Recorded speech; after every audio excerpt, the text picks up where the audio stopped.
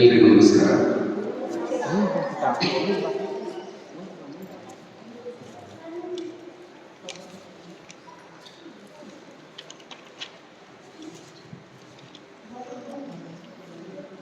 ಮಹಾರಾಷ್ಟ್ರದಲ್ಲಿ ಆಗ ಎಲ್ಲ ಕಡೆ ಪ್ಲೇಗ್ ಹರಡಿತ್ತು. ಪ್ಲೇಗ್ ಅಂತಂದ್ರೆ ಒಂದು ಭೀಕರವಾದಂಥ ರೋಗ, ಇಲಿಗಳಿಂದ ಹರಡ್ತಾ ಇತ್ತು. ಒಂದ್ಸಲ ರೋಗ ಬಂತು ಅಂತಂದ್ರೆ ಇಡೀ ಊರೇ ಖಾಲಿ ಮಾಡ್ಕೊಂಡು ಹೋಗಬೇಕು. ಯಾರಿಗೆ ರೋಗ ಬಂತು, ಆ ರೋಗ ಬಂದವನು ಇನ್ನು ಬದುಕಿ ಉಳಿಯೋದು ಕಷ್ಟ, ಆ ರೀತಿಯದ್ದೇ ಆವತ್ತಿನ ಪರಿಸ್ಥಿತಿ. ಅದಕ್ಕೆ ಜನ ಎಲ್ಲ ಹೇಳ್ತಾರೆ, ಆಗ ಬ್ರಿಟಿಷ್ ಸರ್ಕಾರ ಇತ್ತು, ಜನರೆಲ್ಲ ಹೇಳ್ತಾರೆ ನಾವು ಪ್ಲೇಗ್ನಿಂದ ಸಾಯ್ತಾ ಇದ್ದೀವಿ, ನಮಗೆ ರಕ್ಷಣೆ ಕೊಡಿ ಅಂತ ಬ್ರಿಟಿಷ್ ಸರ್ಕಾರಕ್ಕೆ ಹೇಳ್ತಾರೆ. ಬ್ರಿಟಿಷರು ಒಬ್ಬ ಅಧಿಕಾರಿಯನ್ನು ಅದಕ್ಕೆ ನೇಮಕ ಮಾಡ್ತಾರೆ, ರಾಂಡ್ ಅಂತ ಒಂದು ಹೆಸರು. ಆ ಬ್ರಿಟಿಷ್ ಅಧಿಕಾರಿ ರಾಂಡ್ ಯಾರಿದ್ದಾರೆ ಬಹಳ ದುಷ್ಟ. ಅವನ ಕೆಲಸ ಏನಿತ್ತು ಅಂತ ಕೇಳಿದ್ರೆ, ಈ ಪ್ಲೇಗಿಂದ ಯಾರೆಲ್ಲ ಸಂತ್ರಸ್ತರಿದ್ದಾರೆ ಅದನ್ನು ಅವರಿಗೋಸ್ಕರ ನೆರವು ಕೊಡಬೇಕು ಅಂತ ಅವನ ಕೆಲಸ ಇತ್ತು. ಆದ್ರೆ ಅವನೇನ್ ಮಾಡ್ತಾ ಇದ್ದ, ಯಾರೆಲ್ಲ ಪ್ಲೇಗ್ ಬಂದು ಸತ್ತಿದ್ದಾರೆ ಅವರನ್ನೆಲ್ಲ ಊರ ಹೊರಗಡೆ ಸಾಗಿಸಿ ಒಂದು ಕಡೆ ಸುಡಬೇಕು. ಸತ್ತವರನ್ನು ಸುಡುವ ಜೊತೆಗೆ ಇನ್ನು ಈಗ ತಾನೇ ಯಾರಿಗೆಲ್ಲ ಪ್ಲೇಗ್ ಬಂದಿದೆ ಅಂಥವರನ್ನು ಜೀವಂತವಾಗಿ ತಗೊಂಡು ಹೋಗಿ ಅದಕ್ಕೆ ಹಾಕ್ತಾ ಇದ್ದ.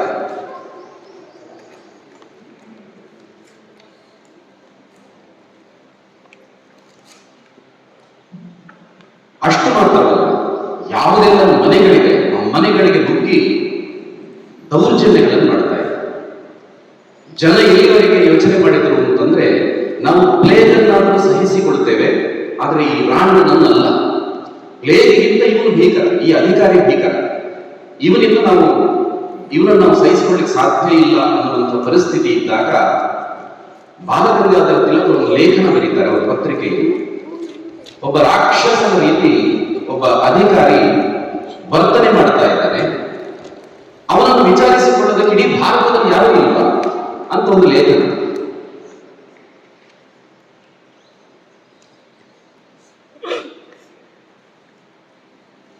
ಆ ಲೇಖನವನ್ನು ಓದಿದಂತಹ ಚಾಪೇಕರ್ ಇಬ್ರು ಸಹೋದರರು ಅವರಿಬ್ರು ಯೋಚನೆ ಮಾಡ್ತಾರೆ, ಈ ರಾಣನನ್ನು ನಾವು ಯೋಚನೆ ಮಾಡ್ತೀವಿ, ಅವನ ಬಗ್ಗೆ ನಾವು ನೋಡ್ಕೊಳ್ತೀವಿ ಅಂತ. ರಾಕ್ಷಸನ್ನು ಉಳಿಸ್ಲಿಕ್ಕಿಲ್ಲ, ಅದಕ್ಕೆ ಏನೆಲ್ಲ ವ್ಯವಸ್ಥೆ ಬೇಕೋ ಅದನ್ನೆಲ್ಲ ಮಾಡಿಕೊಂಡು ಒಂದು ದಿವಸ ವಿಕ್ಟೋರಿಯಾ ರಾಣಿಯ ಜನ್ಮದಿನ, ಆ ಜನ್ಮದಿನದ ದೊಡ್ಡ ಪಾರ್ಟಿ, ಆ ಪಾರ್ಟಿಯನ್ನು ಮುಗಿಸ್ಕೊಂಡು ಬರ್ತಾ ಇದ್ದಾನೆ ರಾತ್ರಿ.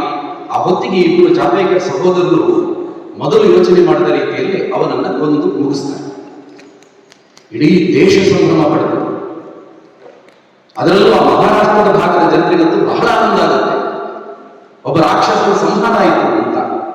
ಮರುದಿವಸ ಪತ್ರಿಕೆಗಳಲ್ಲಿ ಬರುತ್ತೆ. ಏನ್ ಪತ್ರಿಕೆಗಳಲ್ಲಿ ಬರ್ತದೆ ಅಂತಂದ್ರೆ, ಅದೇ ಹೊತ್ತಿಗೆ ಯಾರು ಚಾಪೇಕರ್ ಸಹೋದರರೇ ಕೊಂದಿದ್ದು ಅಂತ ಯಾರಿಗೂ ಗೊತ್ತಿಲ್ಲ, ಕೊಂದಿದ್ದು ಯಾರು ಅಂತ ಗೊತ್ತಿಲ್ಲ. ಆದ್ರೆ ಬ್ರಿಟಿಷರಷ್ಟು ಸುಲಭದಲ್ಲಿ ಬಿಡೋದಿಲ್ಲ. ಅಲ್ಲಿವರೆಗೆ ಜನರಿಗೆ ಬ್ರಿಟಿಷರ ಬಗ್ಗೆ ಭಯ ಇತ್ತು, ಆದ್ರೆ ಒಬ್ಬ ಅಧಿಕಾರಿಯನ್ನೇ ಕೊಂದಿದ್ದಾರೆ ಅಂತಂದಾಗ ಈ ಭಯ ಇನ್ನು ಮಾಯ ಆಗುತ್ತೆ. ಇದು ನಮ್ಮ ಅಡಿಪಾಯಕ್ಕೆ ಬಹಳ ಸಮಸ್ಯೆ ಆಗುತ್ತೆ ಅಂತ ಯೋಚನೆ ಮಾಡಿ ಅವನನ್ನು ಹುಡುಕ್ಲಿಕ್ಕೆ ಪ್ರಾರಂಭ ಮಾಡ್ತಾರೆ. ಒಬ್ಬ ಸುಳಿವನ್ನು ಬಿಟ್ಟುಕೊಡುತ್ತಾನೆ. ಅದರ ಕಾರಣಕ್ಕೋಸ್ಕರ ಈ ಚಾಪೇಕರ್ ಸಹೋದರರನ್ನ ಸೆರೆ ಹಿಡಿತಾರೆ, ಅರೆಸ್ಟ್ ಮಾಡ್ತಾರೆ. ಇವರನ್ನು ಅರೆಸ್ಟ್ ಮಾಡಿದ ತಡ ಎಲ್ಲ ಪತ್ರಿಕೆಗಳಲ್ಲಿ ವರದಿ ಏನು, ಕೊಲೆಗಡುಕರನ್ನ ಸೆರೆ ಹಿಡಿದರು ಅಂತ. ಎಲ್ಲರೂ ಪತ್ರಿಕೆ ಓದ್ತಾರೆ. ಆದ್ರೆ ಒಬ್ಬ 12 ವರ್ಷದ ಹುಡುಗ, ಒಂದ್ಸಲ 12 ವರ್ಷದ ಕೈ ಎತ್ತಿ, 12 ವರ್ಷ 13 ವರ್ಷ ಕೈ ಸುಮ್ಮನೆ ಗೊತ್ತಾಗ್ಲಿಕ್ಕೋಸ್ಕರ. ಒಬ್ಬ 12 ವರ್ಷದ ಹುಡುಗ, ಅವನು ಪತ್ರಿಕೆ ಓದಿದ. ಪತ್ರಿಕೆ ಓದಿ ಅವನಿಗೆ ಸಹಿಸ್ಲಿಕ್ಕಾಗಲಿಲ್ಲ, ಕಣ್ಣೀರು ಬಂತು. ಯಾಕೆ ಅಂತಂದ್ರೆ ಚಾಪೇಕರ್ ಸಹೋದರನ ಕೊಲೆಗಳು ಅಂತ ಬರೆದಿದ್ದಾರೆ. ಅವನು ಆ ವಿಚಾರ ಗೊತ್ತಾದ ತಕ್ಷಣ ಮನೆಗೆ ಬಂದ. ಮನೆಯಲ್ಲಿ ಒಂದು ದೇವರ ಕೋಣೆ ಇದೆ, ಒಂದು ದೇವಿಯ ವಿಗ್ರಹ ಇದೆ, ಅದರ ಮುಂದೆ ಒಂದು ದೀಪ ಉರಿತಾ ಇದೆ. ಅದರ ಮುಂದೆ ಒಬ್ಬನೇ ಬರ್ತಾರೆ, ಅಮ್ಮ ಊಟ ಮಾಡ್ಲಿಕ್ಕೆ ಹೇಳ್ತಾರೆ, ಮಾಡೋದಿಲ್ಲ. ಅವನು ಸೀದಾ ದೇವರ ಕೋಣೆಗೆ ಹೋಗಿ ಅಳ್ತಾನ. ಆ ದೇವಿಯ ಹತ್ರ ಹೇಳ್ತಾನೆ, ಅಮ್ಮ ಚಾಪೇಕರ್ ಸಹೋದರರು ಕೊಲೆಗಳು ಅಂದ್ರೆ ನೀನು ಒಪ್ಕೊಳ್ತೀಯ? ಹೇಗೆ ರಾವಣನನ್ನು ರಾಮ ಸಂಹಾರ ಮಾಡಿದ, ಕಂಸನನ್ನು ಕೃಷ್ಣ ಸಂಹಾರ ಮಾಡಿದ, ಅದೇ ರೀತಿ ಆ ರಾವಣ ಅನ್ನುವಂತಹ ಸಂಹಾರ ಮಾಡಿರೋದು, ವಧೆ ಮಾಡಿರೋದು. ಹಾಗಾಗಿ ಇದು ಕೊಲೆಯಲ್ಲ, ಇದು ಸಂಹಾರ ಇದು ಅಂತ ಅವನು ಅಲ್ಲಿ ಹೇಳ್ತಾನೆ. ಹೇಳೋದು ಮಾತ್ರವಲ್ಲ, ಮರುದಿನ ಬರೀತಾನಲ್ಲ, ಬರೆದು ತಿಲಕರಿಗೆ ಕಳಿಸ್ತಾನೆ. ತಿಲಕರ ಜೊತೆ ಒಂದು ಒಳ್ಳೆಯ ಸಂಬಂಧ ಇತ್ತ ಹುಡುಗರಿಗೆ. ತಿಲಕರಿಗೆ ಆನಂದ ಆಗುತ್ತೆ, ಇಷ್ಟು ಸಣ್ಣ ವಯಸ್ಸಿನಲ್ಲಿ ಹೀಗೆಲ್ಲ ಬರೀತಾರೆ ಹುಡುಗರು ಅಂತ. ಅವರು ಅದನ್ನು ತಮ್ಮ ಪತ್ರಿಕೆಯಲ್ಲಿ ಪ್ರಕಟ ಮಾಡ್ತಾರೆ. ಇಡೀ ದೇಶದ ಜನ ಆ 12 ವರ್ಷದ ಹುಡುಗನ ಆ ವಿಚಾರವನ್ನು ಓದ್ತಾರೆ. ಎಲ್ರಿಗೂ ಆನಂದ ಆಗುತ್ತೆ. ಆ 12 ವರ್ಷದ ಹುಡುಗನ ಹೆಸರು ವಿನಾಯಕ ದಾಮೋದರ್ ಸಾವರ್ಕರ್. ಕೇಳ್ತೀರ ಒಂದ್ಸಲ? ವಿನಾಯಕ ದಾಮೋದರ್ ಸಾವರ್ಕರ್ ಅಂತ ಅವನ ಹೆಸರು. ಎಷ್ಟು ಪ್ರಭಾವ ಅಂತಂದ್ರೆ, ಆ ಸಣ್ಣ ವಯಸ್ಸಿನಲ್ಲಿ ಚಾಪೇಕರ್ ಸಹೋದರರ ಬಗ್ಗೆ, ಸವಾಯಿ ಮಾಧವ್ ಸಿಂಗ್ ಬಗ್ಗೆ, ಇಂಥ ದೇಶಭಕ್ತರ ಬಗ್ಗೆ ಅನೇಕ ಲೇಖನಗಳನ್ನು ಬರೆಯುವ ಆ ವಯಸ್ಸಿನಲ್ಲಿ. ನಾವೆಲ್ಲ ದೊಡ್ಡವರು ಸಣ್ಣವರಿಗೆ ಪ್ರೇರಣೆ ಕೊಡುವುದು ಇದೆಲ್ಲ ಕೇಳಿದ್ದೇವೆ. ಆದ್ರೆ ಇವನು ಪ್ರೇರಣೆ ಕೊಡ್ತಾನೆ ಯಾರಿಗೆ ಅಂತಂದ್ರೆ, ತನ್ನದೇ ವಯಸ್ಸಿನ ಒಬ್ಬ ಹುಡುಗ, ಅದೇ 12 ವರ್ಷದ ಹುಡುಗ ಅಭಾ ಹರೇಕರ್ ಅಂತ ಅವನ ಹೆಸರು. ಅವನು ಸ್ವಲ್ಪ ಕವಿತೆಗಳನ್ನು ಬರೀತಾ ಇದ್ದ. ಕವಿತೆಗಳು ಕೋಲಿ ಕವಿತೆಗಳನ್ನು ಬರೆಯುವುದು. ಬರೆದು ಯಾರು ಹೇಳೋದು. ಅವರೆಲ್ಲ ಚಪ್ಪಾಳೆ ತರ್ತಾರೆ, ಇವನಿಗೆ ಆನಂದ. ಮತ್ತೊಂದು ಬರೀತಾ ಇದ್ದ. ಸಾವರ್ಕರ್ ಅದನ್ನು ಗುರುತಿಸ್ತಾನೆ. ಅವನು ಅದೇ ವಯಸ್ಸಿನವನು, ಸಾವರ್ಕರ್ ಅದೇ ವಯಸ್ಸಿನವನು. ಅದನ್ನು ಗುರುತಿಸಿ, ನೀನು ಇದನ್ನೆಲ್ಲ ಬರೀತಾ ಇದೆಯಲ್ಲ, ಯಾರನ್ನು ಮೆಚ್ಚಿಸಲಿಕ್ಕೆ? ನಮ್ಮ ಕೆಲಸ ಇರುವುದು ಇಲ್ಲಿರುವಂತಹ ಯಾರು ಸಾಮಾನ್ಯ ಜನರನ್ನು ಮೆಚ್ಚಿಸುವಂತ ಕೆಲಸ ಅಲ್ಲ ನಾವು ಮಾಡ್ಲಿಕ್ಕಿರೋದು. ನಾವು ತಾಯಿ ಭಾರತೀಯ ಕೆಲಸ ಮಾಡ್ಲಿಕ್ಕಿರುವುದು. ನಿನಗೆ ಶಕ್ತಿ ಇದೆ, ನಿನ್ನ ಸಾಹಿತ್ಯ ಬದಲಾಗಬೇಕು, ಈ ರಾಷ್ಟ್ರದ ಕುರಿತಾಗಿ ನೀವು ಸಾಹಿತ್ಯ ಬರೀಬೇಕು ಅಂತ ಪ್ರೇರಣೆ ನೀಡುವುದು ತನ್ನದೇ ವಯಸ್ಸಿನ ಹುಡುಗನಿಗೆ. ಆ ಪ್ರೇರಣೆಯನ್ನು ತೆಗೆದುಕೊಂಡಂತ ಅಭಾ ಹರೇಕರ್, ಗೋವಿಂದ ಅಭಾ ಹರೇಕರ್ ಅನ್ನುವ ಹೆಸರನ್ನ ಮಹಾರಾಷ್ಟ್ರದ ಒಬ್ಬ ಸ್ವಾತಂತ್ರ್ಯ ಕವಿ ಅಂತ ಅನಿಸ್ಕೊಳ್ತಾನೆ, ದೊಡ್ಡ ಕವಿ ಅಂತ ಅನಿಸ್ಕೊಳ್ತಾನೆ. ಇದು ಸಾವರ್ಕರ್ಗಿದ್ದಂತಹ ಶಕ್ತಿ. 17ನೇ ವಯಸ್ಸಿನಲ್ಲಿ ಮಿತ್ರಮೇಳ ಅಂತ ತಂಡ, ತನ್ನದೇ ವಯಸ್ಸಿನ ಗೆಳೆಯರನ್ನೆಲ್ಲ ಒಟ್ಟುಗೂಡಿಸಿಕೊಂಡು, ಈ ಶನಿವಾರ ರಜೆ ಇರುತ್ತೆ ಶಾಲೆಗೆ, ಶನಿವಾರ ಭಾನುವಾರ ಮನೆಗೆ ಹೋಗ್ಲಿಕ್ಕಿಲ್ಲ, ಏನ್ ಮಾಡ್ಬೇಕು? ಇಡೀ ಅಲ್ಲಿ ಆ ಪುಣೆ ಆ ಭಾಗದಲ್ಲೆಲ್ಲ ಓಡಾಟ ಮಾಡಿ, ಅಲ್ಲಿ ಎಲ್ಲೆಲ್ಲ ವಿದೇಶಿ ವಸ್ತ್ರಗಳಿದೆ ಅದೆಲ್ಲದನ್ನು ತಂದು ಒಂದು ಕಡೆ ರಾಶಿ ಹಾಕೋದು, ತಿಲಕರನ್ನು ಬರ್ಲಿಕ್ಕೆ ಹೇಳೋದು, ಆ ವಿದೇಶಿ ವಸ್ತುಗಳಿಗೆ ಬೆಂಕಿ ಹಚ್ಚೋದು. ಅಂದ್ರೆ ಆ ಸ್ವದೇಶಿಯ ಚಿಂತನೆ ಆ ವಯಸ್ಸಿನಲ್ಲಿ ಅವನಿಗೆ ಬಂದಿತ್ತು. ಬ್ಯಾರಿಸ್ಟರ್ ಕಲಿಬೇಕು ಅಂತ ಇಂಗ್ಲೆಂಡಿಗೆ ಹೊರಟು ನಿಂತು ಸಾವರ್ಕರ್. ಬ್ಯಾರಿಸ್ಟರ್ ಅಂದ್ರೆ ಇವತ್ತು ನಾವು ವಕೀಲಿ ವೃತ್ತಿ ಅಂತ ಏನ್ ಹೇಳ್ತೀವಿ, ಆವತ್ತು ಆ ವಕೀಲಿ ವೃತ್ತಿಯನ್ನ, ಬ್ಯಾರಿಸ್ಟರ್ ಆ ಪದವಿಯನ್ನು ಪಡೆಯಬೇಕು ಅಂತಿದ್ರೆ ಇಂಗ್ಲೆಂಡಿಗೆ ಹೋಗಿ ಕಲೀಲಿಕ್ಕೆ ಇವರು ಹೊರಟು ನಿಂತು. ಅಷ್ಟೊತ್ತಿಗೆ ಮದುವೆ ಆಗಿತ್ತು. ಹೊರಟು ಆ ಹಡಗಿನ ಹತ್ತಿರ ನಿಂತಿರುವಾಗ ಪತ್ನಿ ಬರ್ತಾರೆ. ಪತ್ನಿ ಬಂದಾಗ ಪತ್ನಿಯ ಮನಸ್ಸಲ್ಲಿ ಬಹಳ ಒಂದಷ್ಟು ಆಕಾಂಕ್ಷೆಗಳು. ನನ್ನ ಗಂಡ ಈಗ ಇಂಗ್ಲೆಂಡಿಗೆ ಹೋಗ್ತಾ ಇದ್ದಾರೆ, ಹೋಗಿ ಬರುವಾಗ ಅವರು ಬ್ಯಾರಿಸ್ಟರ್ ಆಗಿ ಬರ್ತಾರೆ. ಬ್ಯಾರಿಸ್ಟರ್ ಆಗಿ ಬಂದ ನಂತರ ನಮ್ಮ ಜೀವನ ಎಷ್ಟು ಚೆನ್ನಾಗಿರ್ತದೆ ಸಹಜ ಕಲ್ಪನೆ ಮಾಡಿಕೊಳ್ತಾರೆ. ಈ ರೀತಿ ಅಲ್ಲಿಂದ ಅವರು ಹೊರಡ್ತಾರೆ. ಯಾವಾಗ ಬ್ರಿಟಿಷರು ಎಷ್ಟು ಚುರುಕಾಗಿತ್ತು ಅಂತ ನೀವು ಗಮನಿಸಬೇಕು. ಇವರು ಇಲ್ಲಿಂದ ಅಲ್ಲಿಗೆ ಹೋಗುವುದಕ್ಕಿಂತ ಮುಂಚೆ ಭಾರತದಿಂದ ಇಂಗ್ಲೆಂಡಿಗೆ ಒಂದು ಟೆಲಿಗ್ರಾಮ್ ಹೋಗುತ್ತೆ, ಒಂದು ಎಚ್ಚರಿಕೆ. ಒಬ್ಬ ವ್ಯಕ್ತಿ ಬರ್ತಾ ಇದ್ದಾನೆ, ವಿನಾಯಕ ದಾಮೋದರ್ ಸಾವರ್ಕರ್ ಅಂತ. ಅವನನ್ನು ಬಹಳ ಎಚ್ಚರಿಕೆಯಿಂದ ಗಮನಿಸಿ. ಹೆಸರಿಗೆ ಒಂದು ಬ್ಯಾರಿಸ್ಟರ್ ಕಲೀಲಿಕ್ಕೆ ಅಂತ ಬರ್ತಾ ಇದ್ದಾನೆ, ಆದ್ರೆ ಗೊತ್ತಿರಲಿ ನಿಮಗೆ ಅವನು ಸಾಮಾನ್ಯ ಮನುಷ್ಯ ಅಲ್ಲ, ಅವನ ಉದ್ದೇಶ ಬೇರೇನೇನೋ ಇದೆ ಅಂತ. ಇದು ಬ್ರಿಟಿಷರಿಗೆ ಗೊತ್ತಿತ್ತು, ನಮ್ಮವರಿಗೆ ಗೊತ್ತಿರಲಿಲ್ಲ. ಸಾವರ್ಕರ್ ಯಾವಾಗಲೂ ಯೋಚನೆ ಮಾಡ್ತಾ ಇದ್ದಂತೆ ಹಾಗೆ. ಇಲ್ಲಿಂದ ಹೋಗಿ ಅಲ್ಲಿ ಭಾರತ ಭವನ ಅಂತ ಒಂದು ಸಂಸ್ಥೆ, ಆ ಭಾರತ ಭವನದಲ್ಲಿ ಅದನ್ನೆಲ್ಲ ಶ್ಯಾಮ್ಜಿ ಕೃಷ್ಣ ವರ್ಮ ಅನ್ನುವಂಥವ್ರು ನಿರ್ಮಾಣ ಮಾಡಿದ್ರು. ಅವರ ಉದ್ದೇಶ ಏನು ಅಂತ ಕೇಳಿದ್ರೆ, ಯಾರೆಲ್ಲ ಭಾರತದಿಂದ ಇಂಗ್ಲೆಂಡಿಗೆ ಕಲೀಲಿಕ್ಕೆ ಬರ್ತಾರೆ ಅವ್ರಿಗೆ ಇರ್ಲಿಕ್ಕೆ ಒಂದು ವಸತಿ ವ್ಯವಸ್ಥೆ ಇತ್ಯಾದಿ ವ್ಯವಸ್ಥೆ ಬೇಕು. ಅದಕ್ಕೋಸ್ಕರ ಅವರು ಅದನ್ನು ನಿರ್ಮಾಣ ಮಾಡಿದ್ರು, ಭಾರತ ಭವನವನ್ನ. ಈ ಭಾರತ ಭವನದಲ್ಲಿ ಹೋಗಿ ಅದನ್ನೇ ತನ್ನ ಅಖಾಡವನ್ನಾಗಿ ಮಾಡಿಕೊಳ್ತಾರೆ ಸಾವರ್ಕರ್. ಅಲ್ಲಿಂದ ಅವರ ಕಾರ್ಯಗಳು ಪ್ರಾರಂಭ. ಒಂದು ಕಡೆ ಬ್ಯಾರಿಸ್ಟರ್ ಅದನ್ನು ಕಲಿತರು, ಅದರ ಜೊತೆ ಅಧ್ಯಯನ ಸಾಕ್ತದೆ. ಜೊತೆಗೆ ಯಾರೆಲ್ಲ ಅಲ್ಲಿ ಕಲೀಲಿಕ್ಕೆ ಬರ್ತಾರೆ, ಭಾರತೀಯರೆಲ್ಲ ಕಲೀಲಿಕ್ಕೆ ಬರ್ತಾರೆ, ಆ ಯುವಕರನ್ನೆಲ್ಲ ಭಾರತ ಭವನಕ್ಕೆ ಬರ್ಲಿಕ್ಕೆ ಹೇಳುದು. ಅಲ್ಲಿ ನಿಂತುಕೊಂಡು ಈ ಯೋಚನೆ ನೋಡಿ, ಬ್ರಿಟಿಷರು ಭಾರತದಲ್ಲಿ ಬಂದು ಭಾರತವನ್ನು ಆಕ್ರಮಣ ಮಾಡಿದ್ದಾರೆ. ಇವರ ಯೋಚನೆಯನ್ನು ತಾನು ಬ್ರಿಟಿಷರ ದೇಶಕ್ಕೆ ಹೋಗಿ ಅಲ್ಲಿಂದ ಬ್ರಿಟಿಷರ ವಿರುದ್ಧ ಸಂಚು ರೂಪಿಸುವುದು, ಬ್ರಿಟಿಷರನ್ನು ಇಲ್ಲಿಂದ ಹೊರಡಿಸೋದಕ್ಕೋಸ್ಕರ ಅಲ್ಲಿ ಕೂತ್ಕೊಂಡು ಯೋಚನೆ ಮಾಡುವುದು. ಅಲ್ಲಿ ಏನ್ ಮಾಡ್ತಾರೆ, ಯಾರೆಲ್ಲ ಹುಡುಗರು ಬರ್ತಾರೆ ಅವರನ್ನೆಲ್ಲ ಆಕರ್ಷಣೆ ಮಾಡ್ತಾ ಇದ್ರು. ಒಬ್ಬ ಹುಡುಗ ಅತ್ಯಂತ ಪೋಲಿ, ಮದನ್ಲಾಲ್ ಧೀಂಗ್ರಾ ಅಂತ ಅವನ ಹೆಸರು. ಅತ್ಯಂತ ಪೋಲಿ. ಅವನು ಇಂಗ್ಲೆಂಡಿಗೆ ಹೋಗಿದ್ದ, ಅವನ ಮನೆತನ ಬಹಳ ಶ್ರೀಮಂತ ಮನೆತನ. ಇಂಗ್ಲೆಂಡಿಗೆ ಹೋಗಿದ್ದೇ ಶೋಕಿ ಮಾಡಬೇಕು ಅಂತ ಹೋದವನು. ಅದೇ ರೀತಿ ಅವರ ರೀತಿ ಕೈಯಲ್ಲಿ ಸಿಗರೇಟು, ಹ್ಯಾಟು, ಬೋಟು ಹಾಕೊಂಡು ದಿನನಿತ್ಯ ತಿರುಗೋನು. ಇದನ್ನೇ ಮಾಡ್ತಾ ಇದ್ದ. ಒಂದ್ ದಿವಸ ಸಾವರ್ಕರ್ ಗಮನಿಸ್ತಾರೆ, ಭಾರತ ಭವನ ಕರೀತಾರೆ. ಅಲ್ಲಿ ಬಂದು ಪೋಲಿ ಮಾತುಗಳನ್ನ ಆಡ್ತಾ ಇದ್ದ. ಆದ್ರೆ ಪ್ರತಿನಿತ್ಯ ಬಂದು ಇವರ ಸಹವಾಸಕ್ಕೆ ಬಂದು ಒಂದ್ ದಿವಸ ಎಷ್ಟು ಬದಲಾಗ್ತಾನೆ ಅಂತಂದ್ರೆ, ನಾನೇನ್ ಕೆಲಸ, ಒಂದ್ ದಿವಸ ಸಾವರ್ಕರ್ ಸ್ವಲ್ಪ ಸಿಟ್ಟಲ್ಲಿ ಮಾತಾಡ್ತಾರೆ. ಇಷ್ಟು ಸಮಯ ಉಳಿದೆಲ್ಲ ಹುಡುಗರು ಭಾರತದ ಸ್ವಾತಂತ್ರ್ಯಕ್ಕೋಸ್ಕರ ಏನೋ ಮಾಡ್ತಾ ಇದ್ದಾರೆ ಅಂದ್ರೆ ನೀನೊಬ್ಬ ಮಾತ್ರ ಪೋಲಿ ಹಾಗೆ ತಿರುಗ್ತಾ ಇದೆಯಾ, ನಿನಗೆ ಚೂರು ರಾಷ್ಟ್ರಭಕ್ತಿ ಇಲ್ವಾ ಅಂತ ಚೂರು ಒಂದ್ ಸಣ್ಣ ಸಿಟ್ಟಲ್ಲಿ ಮಾತಾಡ್ತಾರೆ. ತಕ್ಷಣ ಮದನ್ಲಾಲ್ ಧೀಂಗ್ರಾ ಕೇಳ್ತಾನೆ, ನಾನ್ ದೇಶಕ್ಕೋಸ್ಕರ ಏನ್ ಮಾಡ್ಬೇಕು ಕೇಳಿದ್ದು. ಇವರು ತಕ್ಷಣ ಬೇಕು ಅಂತ, ಇವರು ಪೋಲಿ ಅಂತ ನೋಡಿದಾರಲ್ಲ, ಬೇಕು ಅಂತ ಕೇಳ್ತಾರೆ, ಪ್ರಾಣ ಕೊಡ್ತೀಯ ಅಂತ. ಯಾವಾಗ ಕೊಡ್ಬೇಕು ಹೇಳಿ ಅಂತಲ್ಲ. ಇವನು ಸಿದ್ಧನಾಗಿದ್ದಾನೆ ಅಂತ ಸಾವರ್ಕರಿಗೆ ಗೊತ್ತಾಯಿತು. ಒಬ್ಬ ಕರ್ಜನ್ ವಾಯ್ಲಿ ಅಂತ ಮತ್ತೊಬ್ಬ ಬ್ರಿಟಿಷ್ ಅಧಿಕಾರಿ, ಈ ಕರ್ಜನ್ ವಾಯ್ಲಿಯನ್ನ ಕೊಲ್ಲಬೇಕು. ನಿನಗಾಗತ್ತ, ನೀವು ಯಾವಾಗ ಹೇಳ್ತೀರ ಅವಾಗ ಕೊಲ್ತೀನಿ ಅಂತ. ಇಲ್ಲಿ ಇಂಗ್ಲೆಂಡ್ನಲ್ಲಿ ಇದ್ಕೊಂಡು ಇಂಗ್ಲಿಷ್ ಬ್ರಿಟಿಷ್ ಅಧಿಕಾರಿಯನ್ನು ಕೊಲ್ಲೋದು. ಆಗ ಸಾವರ್ಕರ್ ನಗ್ತಾರೆ, ಕೊಂದ ತಕ್ಷಣ ನಿನಗೆ ಮರಣದಂಡನೆ ಅಂತ. ಅದೆಲ್ಲ ನಾನು ನೋಡ್ಕೊಳ್ತೀನಿ, ದೇಶಕ್ಕೋಸ್ಕರ ಪ್ರಾಣ ಕೊಡುವಂತಹ ಸಂದರ್ಭ ಬಂದ್ರೆ ಅದು ನನ್ನ ಪುಣ್ಯ ಅಂತ ನಾನು ಭಾವಿಸ್ತೀನಿ ಅಂತ ಮದನ್ಲಾಲ್ ಧೀಂಗ್ರಾ ಹೇಳ್ತಾರೆ. 1909 ಇಸ್ವಿ ಜುಲೈ 1ನೇ ತಾರೀಕು ತುಂಬಿದ ಲಂಡನ್ನ ಜಹಂಗೀರ್ ಹಾಲ್, ಅಲ್ಲಿ ಕರ್ಜನ್ ವಾಯ್ಲಿ ಬಂದಿದ್ದಾನೆ. ಈ ಹುಡುಗ ಮದನ್ಲಾಲ್ ಧೀಂಗ್ರಾ ಮೊದಲೇ ಸಿದ್ಧಪಡಿಸಿ ನೇರ ಹತ್ರ ಹೋದ. ಮೊದಲೇ ಬ್ರಿಟಿಷರ ರೀತಿಯ ವೇಷಭೂಷಣ, ತಕ್ಷಣಕ್ಕೆ ಭಾರತೀಯ ಅಂತ ಗುರುತಿಸಲಿಕ್ಕೆ ಸಾಧ್ಯವೇ ಇಲ್ಲ. ನೇರ ಹತ್ರ ಹೋಗ್ತಾನೆ. ಹೋಗಿ ತನ್ನ ಆ ಪಿಸ್ತೂಲನ್ನು ತೆಗೆದು ಅವನ ಎದೆಗೆ ಗುರಿ ಇಟ್ಟು ಅವನನ್ನು ಸಾಯಿಸ್ತಾನೆ. ಈ ಬ್ರಿಟಿಷರಿಗೆ ಆಶ್ಚರ್ಯ, ಇಡೀ ಇಂಗ್ಲೆಂಡ್ ನಡೆದು ಹೋಯಿತು. ಏನಾಗಬೇಕು? ಮರಣದಂಡನೆ. ಅವನನ್ನು ಗಲ್ಲಿಗೆ ಕೊಡಬೇಕು. ಇನ್ನೇನು ಯೋಚನೆ ಮಾಡಲಿಕ್ಕಿಲ್ಲ. ಅವನಿಗೆ ಮರಣದಂಡನೆ ಅಂತ ಯೋಚನೆ ಆಯಿತು. ಆ ಹೊತ್ತಿಗೆ ಅವನು ಪತ್ರ ಬರೀತಾನೆ. ಒಂದು ಪತ್ರ, ಎರಡು ಪತ್ರ. ಒಂದು ಸಾವರ್ಕರಿಗೆ ಸಿಕ್ಕಿರುತ್ತೆ, ಇನ್ನೊಂದು ಪತ್ರ ತನ್ನ ಜೇಬಲ್ಲಿ ಇರ್ತದೆ. ಅದನ್ನು ಬ್ರಿಟಿಷರು ಹೊರಗಡೆ ಕೊಡೋದಿಲ್ಲ.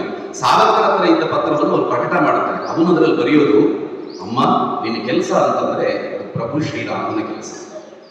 ನಿನಗೆ ಅಪಮಾನವಾದರೆ ಅದು ಆ ದೇವರಿಗೆ ಅಪಮಾನವಾಗುತ್ತೆ. ನಿನ್ನಂತಹ ದೊಡ್ಡ ತಾಯಿಗೆ ನನ್ನಂತಹ ದಡ್ಡ ಮಗ ತನ್ನ ರಕ್ತವನ್ನಲ್ಲದೆ ಇನ್ನೇನು ತಾನೇ ಕೊಡ್ಲಿಕ್ಕೆ ಸಾಧ್ಯ? ಇಷ್ಟೇ ಹೇಳಿತು. ಹೇಳ್ತಾ ಆ ಗಲ್ಲಿಗೆ ತನ್ನ ಉರುಳನ್ನು ಕೊಟ್ಟು ಅವನು ಅಮರನಾದ. ಅವನು ಬಂದಿದ್ದು ಇಲ್ಲೆಲ್ಲ ಶೋಕಿ ಮಾಡಬೇಕು ಅಂತ ಬಂದವನು ಸಾವರ್ಕರ್ನ ಸಂಪರ್ಕಕ್ಕೆ ಸಿಕ್ಕಿ ಒಬ್ಬ ಅಮರ ರಾಷ್ಟ್ರಭಕ್ತನಾಗಿ ಅವನು ಬೆಳೀತಾನೆ. ಇದು ಸಾವರ್ಕರ ಶಕ್ತಿ ಅನ್ನುವಂಥದ್ದು. ಸಾವರ್ಕರ್ ಮನೆಯಲ್ಲಿ ಹೇಗಿತ್ತು ಅಂತ ಕೇಳಿದ್ರೆ, ಅವರಿಗೆ ಒಬ್ಬ ಅಣ್ಣ, ಒಬ್ಬ ತಮ್ಮ. ಇವರು ಇಂಗ್ಲೆಂಡಿಗೆ ಬರುವಷ್ಟೊತ್ತಿಗೆ ಅಣ್ಣನ ಸ್ವಾತಂತ್ರ್ಯ ಹೋರಾಟದಲ್ಲಿದ್ದಾರೆ. ಅವರನ್ನು ಸೆರೆ ಹಿಡಿದಿದ್ದಾರೆ ಬ್ರಿಟಿಷರು. ಅಂಡಮಾನ್ ಜೈಲಿಗೆ ಕಳಿಸಿದ್ದಾರೆ. ಆಗಲೇ ಅಂಡಮಾನ್ ಜೈಲಿಗೆ ಹೋಗಿದ್ದಾರೆ. ಅಷ್ಟು ಮಾತ್ರವಲ್ಲ, ಅಷ್ಟೊತ್ತಿಗೆ ಅವರು ಏನೆಲ್ಲ ಆಸ್ತಿಗಳಿತ್ತು ಅದೆಲ್ಲವನ್ನು ಮುಟ್ಟುಗೋಲು ಹಾಕೊಳ್ತಾರೆ. ಅವ್ರಿಗೇನು ಆಸ್ತಿ ಇಲ್ಲ, ಏನು ಸಣ್ಣ ಮನೆ ಅದು ಇದು ಎಲ್ಲ. ಇವರದ್ದು ಮಾತ್ರವಲ್ಲ, ಯಾರು ಸಾವರ್ಕರ ಸಂಬಂಧಿಗಳು ಹುಟ್ಟಿದ್ದಾರೆ ಅವರೆಲ್ಲರ ಆಸ್ತಿಗಳನ್ನು ಮುಟ್ಟುಗೋಲು ಹಾಕೊಂಡಿದ್ದಾರೆ. ಇಲ್ಲಿ ಮನೆಯಲ್ಲಿ ಪರಿಸ್ಥಿತಿ ಏನು ಅಂತಂದ್ರೆ, ಇವರ ಅತ್ತಿಗೆ ಇದ್ದಾರೆ, ಮತ್ತಿವರ ಪತ್ನಿ, ಮತ್ತಿವರಿಬ್ರು ಮಕ್ಕಳು, ಇಷ್ಟು ಜನ ಇದ್ದಾರೆ. ಪರಿಸ್ಥಿತಿ ಏನು ಅಂದ್ರೆ, ಸಣ್ಣ ಗುಡಿಸಲಲ್ಲಿ ಇವತ್ತಿಗೆ ಬೇಕಾಗುವಷ್ಟು ಮಾತ್ರ ಅನ್ನ ಮಾಡುವಷ್ಟು ವ್ಯವಸ್ಥೆ. ಅನ್ನಕ್ಕೆ ಅಂತ ಇಟ್ಟಿದ್ದಾರೆ. ಒಂದು ಮಣ್ಣಿನ ಮಡಕೆಯನ್ನ ಒಲೆ ಮೇಲೆ ಇಟ್ಟಿದ್ದಾರೆ. ಅನ್ನ ಬೇಯ್ತಾ ಇದೆ. ಅಷ್ಟೊತ್ತಿಗೊಬ್ಬ ಬ್ರಿಟಿಷ್ ಅಧಿಕಾರಿ ಬರ್ತಾನೆ. ಪ್ರತಿನಿತ್ಯ ಬಂದು ಕಿರುಕುಳ ಕೊಡ್ತಾ ಇದ್ರು. ಬಂದವರು ಆ ಅನ್ನದ ಯಾವುದು ಗಡಿಗೆ ಇದೆ ಅದಕ್ಕೆ ಒದೀತಾನೆ. ಇವರಿಗೆ ಆವತ್ತಿನ ಊಟವೂ ಇಲ್ಲ, ಒದೀತಾನೆ. ಇವನು ಬೀದಿಯಲ್ಲಿದ್ದಾನೆ. ಆಗ ಅತ್ತಿಗೆ ತನ್ನ ಮೈದುನನಿಗೆ ಪತ್ರ ಬರೀತಾರೆ. ಏನು ಅಂತಂದ್ರೆ, ತಾತ್ಯ ಅಂತ ಕರೆಯುವುದು ಸಾವರ್ಕರ್, ತಾತ್ಯ ಅಂತ ಕರೀತಾರೆ. ಪತ್ರ ಬರೀತಾರೆ. ನಾವು ಈ ಪರಿಸ್ಥಿತಿಯನ್ನು ವಿವರಿಸ್ತಾರೆ. ಇವತ್ತು ಊಟ ಮಾಡಬೇಕು ಅಂತಿದ್ದಾಗ ಈ ರೀತಿ ಆಯ್ತು, ನಾವೀಗ ಬೀದಿಯಲ್ಲಿ ಇದ್ದೀವಿ. ಈಗ ನಿನ್ನ ಅಣ್ಣ ಜೈಲಲ್ಲಿದ್ದಾರೆ, ತಮ್ಮನೂ ಜೈಲಲ್ಲಿದ್ದಾರೆ. ಆ ಹೊತ್ತಿಗೆ ನಾರಾಯಣ್ ಸಾವರ್ಕರ್ ಕೂಡ ಜೈಲಲ್ಲಿದ್ದಾರೆ. ಈಗ ನೀನೇನಾದರೂ ಯೋಚನೆ ಮಾಡಿದ್ರೆ ನಾವು ಸ್ವಲ್ಪ ನಮ್ಮ ಜೀವನದ ಬಗ್ಗೆ ಸ್ವಲ್ಪ ಸಣ್ಣ ಆಶಾಭಾವನೆಯನ್ನು ಕಟ್ಟಿಕೊಳ್ಳಬಹುದು ಅಂತ ಒಂದು ಪತ್ರ ಬರೀತಾರೆ.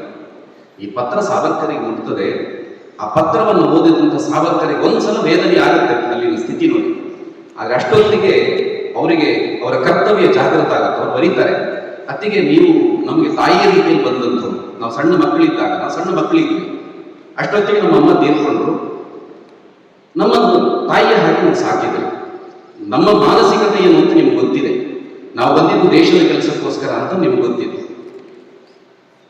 ಅಂತ ಹೇಳಿ ನಮಗೆಲ್ಲ ಗಜೇಂದ್ರ ಮೋಕ್ಷದ ಕಥೆ ಗೊತ್ತಿದೆ. ಒಂದು ಮೊಸಳೆ ಬಂದು ಆನೆಯ ಕಾಲನ್ನು ಹಿಡಿದಾಗ ಆ ಆನೆ ಏನ್ ಮಾಡುತ್ತದೆ, ಆನೆ ಸುತ್ತಮುತ್ತ ಆ ವಿಷ್ಣುವನ್ನು ಮೊರೆ ಇಡುತ್ತದೆ. ವಿಷ್ಣು ಬಂದು ಆ ಮಕರವನ್ನು ಸಂಹಾರ ಮಾಡಿದ ನಂತರ ವಿಷ್ಣುವಿಗೆ ಏನಾದರೂ ಸಮರ್ಪಣೆ ಮಾಡಬೇಕಲ್ಲ, ಅದಕ್ಕೆ ಆ ಕೊಳದಲ್ಲಿರುವಂತಹ ಎಲ್ಲ ಹೂವುಗಳನ್ನು ನೋಡುತ್ತದೆ. ಎಲ್ಲ ಹೂವುಗಳು ಹೇಳ್ತವೆ, ನನ್ನನ್ನು ಅರ್ಪಿಸಬೇಡ, ನನ್ನನ್ನು ಕೀಳಬೇಡ ಅಂತ ಹೇಳುತ್ತವೆ. ಆದ್ರೆ ಒಂದು ಹೂ ಮಾತ್ರ ಹೇಳುತ್ತೆ, ನನ್ನನ್ನು ವಿಷ್ಣುವಿಗೆ ಅರ್ಪಿಸುವುದು ಅಂತ. ಈ ಗಜೇಂದ್ರ ಒಂದು ಹೂವನ್ನು ತಗೊಂಡು ಆ ವಿಷ್ಣುವಿಗೆ ಅರ್ಪಿಸಿದ. ಕೊನೆಗೇನಾಯ್ತು, ಅತ್ತಿಗೆ ಯಾವೆಲ್ಲ ಹೂವುಗಳು ತಾನು ಬರೋದಿಲ್ಲ ಅಂತಿದ್ವು ಅವೆಲ್ಲ ಸಂಜೆ ಆಗುವಷ್ಟೊತ್ತಿಗೆ ಬಾಡಿ ಉದುರಿರುವುದು. ಆದ್ರೆ ಯಾವ ಹೂ ವಿಷ್ಣುವಿನ ಪಾದಕ್ಕೆ ಅರ್ಪಿತವಾಯಿತು ಅದು ಶ್ರೇಷ್ಠವಾಯಿತು, ಅದು ಪ್ರಸಾದವಾಯಿತು.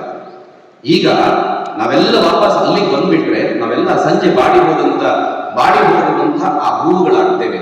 ನಾವು ವಿಷ್ಣುವಿನ ಪಾದಕ್ಕೆ ಸೇರುವಂತಹ ಶ್ರೇಷ್ಠ ಹೂ ಆಗಬೇಕು ಅಥವಾ ಬಾಡಿದ ಹೂ ಆಗಬೇಕು ಅತ್ತಿಗೆ ಅಂತ ಪತ್ರ ಬರೀತಾರೆ.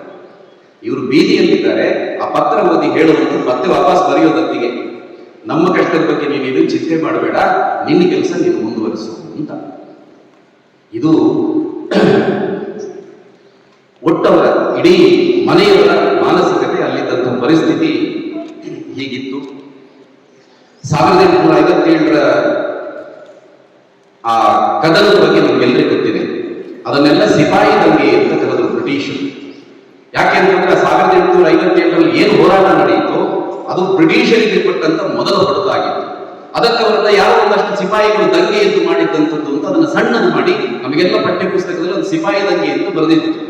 ಸಾವರ್ಕರ್ ಮೊದಲ ಬಾರಿಗೆ ಅದು ಸಿಪಾಯಿ ದಂಗೆ ಅಲ್ಲ, ಅದರಲ್ಲಿ ಝಾನ್ಸಿ ರಾಣಿ ಲಕ್ಷ್ಮೀಬಾಯಿ, ನಾನಾ ಸಾಹೇಬ್, ತಾತ್ಯಾ ಟೋಪೆ ಮುಂತಾದವರೆಲ್ಲ ಸೇರಿ ಇಡೀ ದೇಶಾದ್ಯಂತ ಒಂದು ರೊಟ್ಟಿ ಮತ್ತು ಕಮಲದ ಮೂಲಕ ಇಡೀ ದೇಶಕ್ಕೆ ಸಂದೇಶ ಕಳಿಸಿ ಇಡೀ ದೇಶವನ್ನು ಒಟ್ಟು ಮಾಡಿ ಒಬ್ಬ ಮಂಗಲ್ ಪಾಂಡೆಯ ಸಣ್ಣ ಅನುಶಾಸನ ವ್ಯತ್ಯಾಸದ ಕಾರಣಕ್ಕೋಸ್ಕರ ವ್ಯತ್ಯಾಸ ಆಯ್ಕೆ ಹೊರತು ಇಲ್ದಿದ್ರೆ ಅವತ್ತೇ ಬ್ರಿಟಿಷರು ದೇಶ ಬಿಟ್ಟು ಹೋಗ್ಬೇಕಿತ್ತು.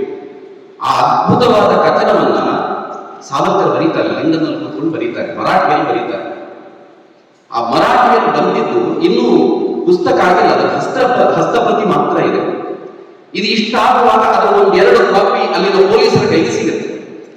ಅವರು ಅದನ್ನು ಯಾರು ಮರಾಠಿ ಬಲ್ಲವರು ಹೋಗಿ ಇದೇನು ಅಂತ ಕೇಳಿಕೊಂಡಾಗ ಇಡೀ ಬ್ರಿಟಿಷ್ ಸರ್ಕಾರದ ಜನಜಾಗೃತಿಗೆ ಹೋಗುತ್ತೆ. ಇದೇನಾದರೂ ಪ್ರಕಟ ಆಗಿಬಿಟ್ರೆ ನಮಗೆ ಸಮಸ್ಯೆ ಇದೆ ಅಂತ ಅರಿತವರು ಆ ಪುಸ್ತಕ ಬಿಡುಗಡೆಯಾಗುವ ಮೊದಲು ಅದಕ್ಕೆ ಬ್ಯಾನ್ ಮಾಡ್ತಾರೆ. ಜಗತ್ತಿನಲ್ಲಿ ಪುಸ್ತಕ ಬಿಡುಗಡೆಯಾಗುವ ಮೊದಲು ಯಾವುದಾದ್ರೂ ಪುಸ್ತಕ ಬ್ಯಾನ್ ಆಗಿದ್ರೆ ಅದು ಸಾವರ್ಕರ್. ಮೊದಲೇ ಬ್ಯಾನ್, ಪುಸ್ತಕ ಬಿಡುಗಡೆಯಾಗಿಲ್ಲ, ಕೇವಲ 2 ಚಾಪ್ಟರ್ ಓದಿರೋದು. ಆದ್ರೆ ಸಾವರ್ಕರ್ ಅದಕ್ಕೆ ಹಠ ಬಿಡೋದಿಲ್ಲ.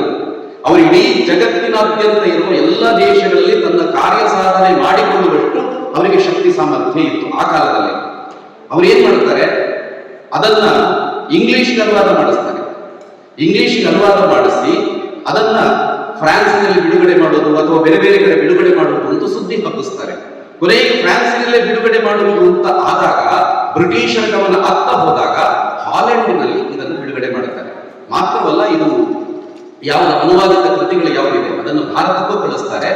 ಅಲ್ಲಿ ಇಡೀ ಆ 1857 ಭಾರತದ ಸ್ವಾತಂತ್ರ್ಯ ಸಂಗ್ರಾಮ ಅನ್ನುವಂಥ ಪುಸ್ತಕ ಇಡೀ ದೇಶಾದ್ಯಂತ ಜನ ಓದಲಿಕ್ಕೆ ಸಾಧ್ಯ ಆಗುತ್ತೆ. ಈ ಪುಸ್ತಕ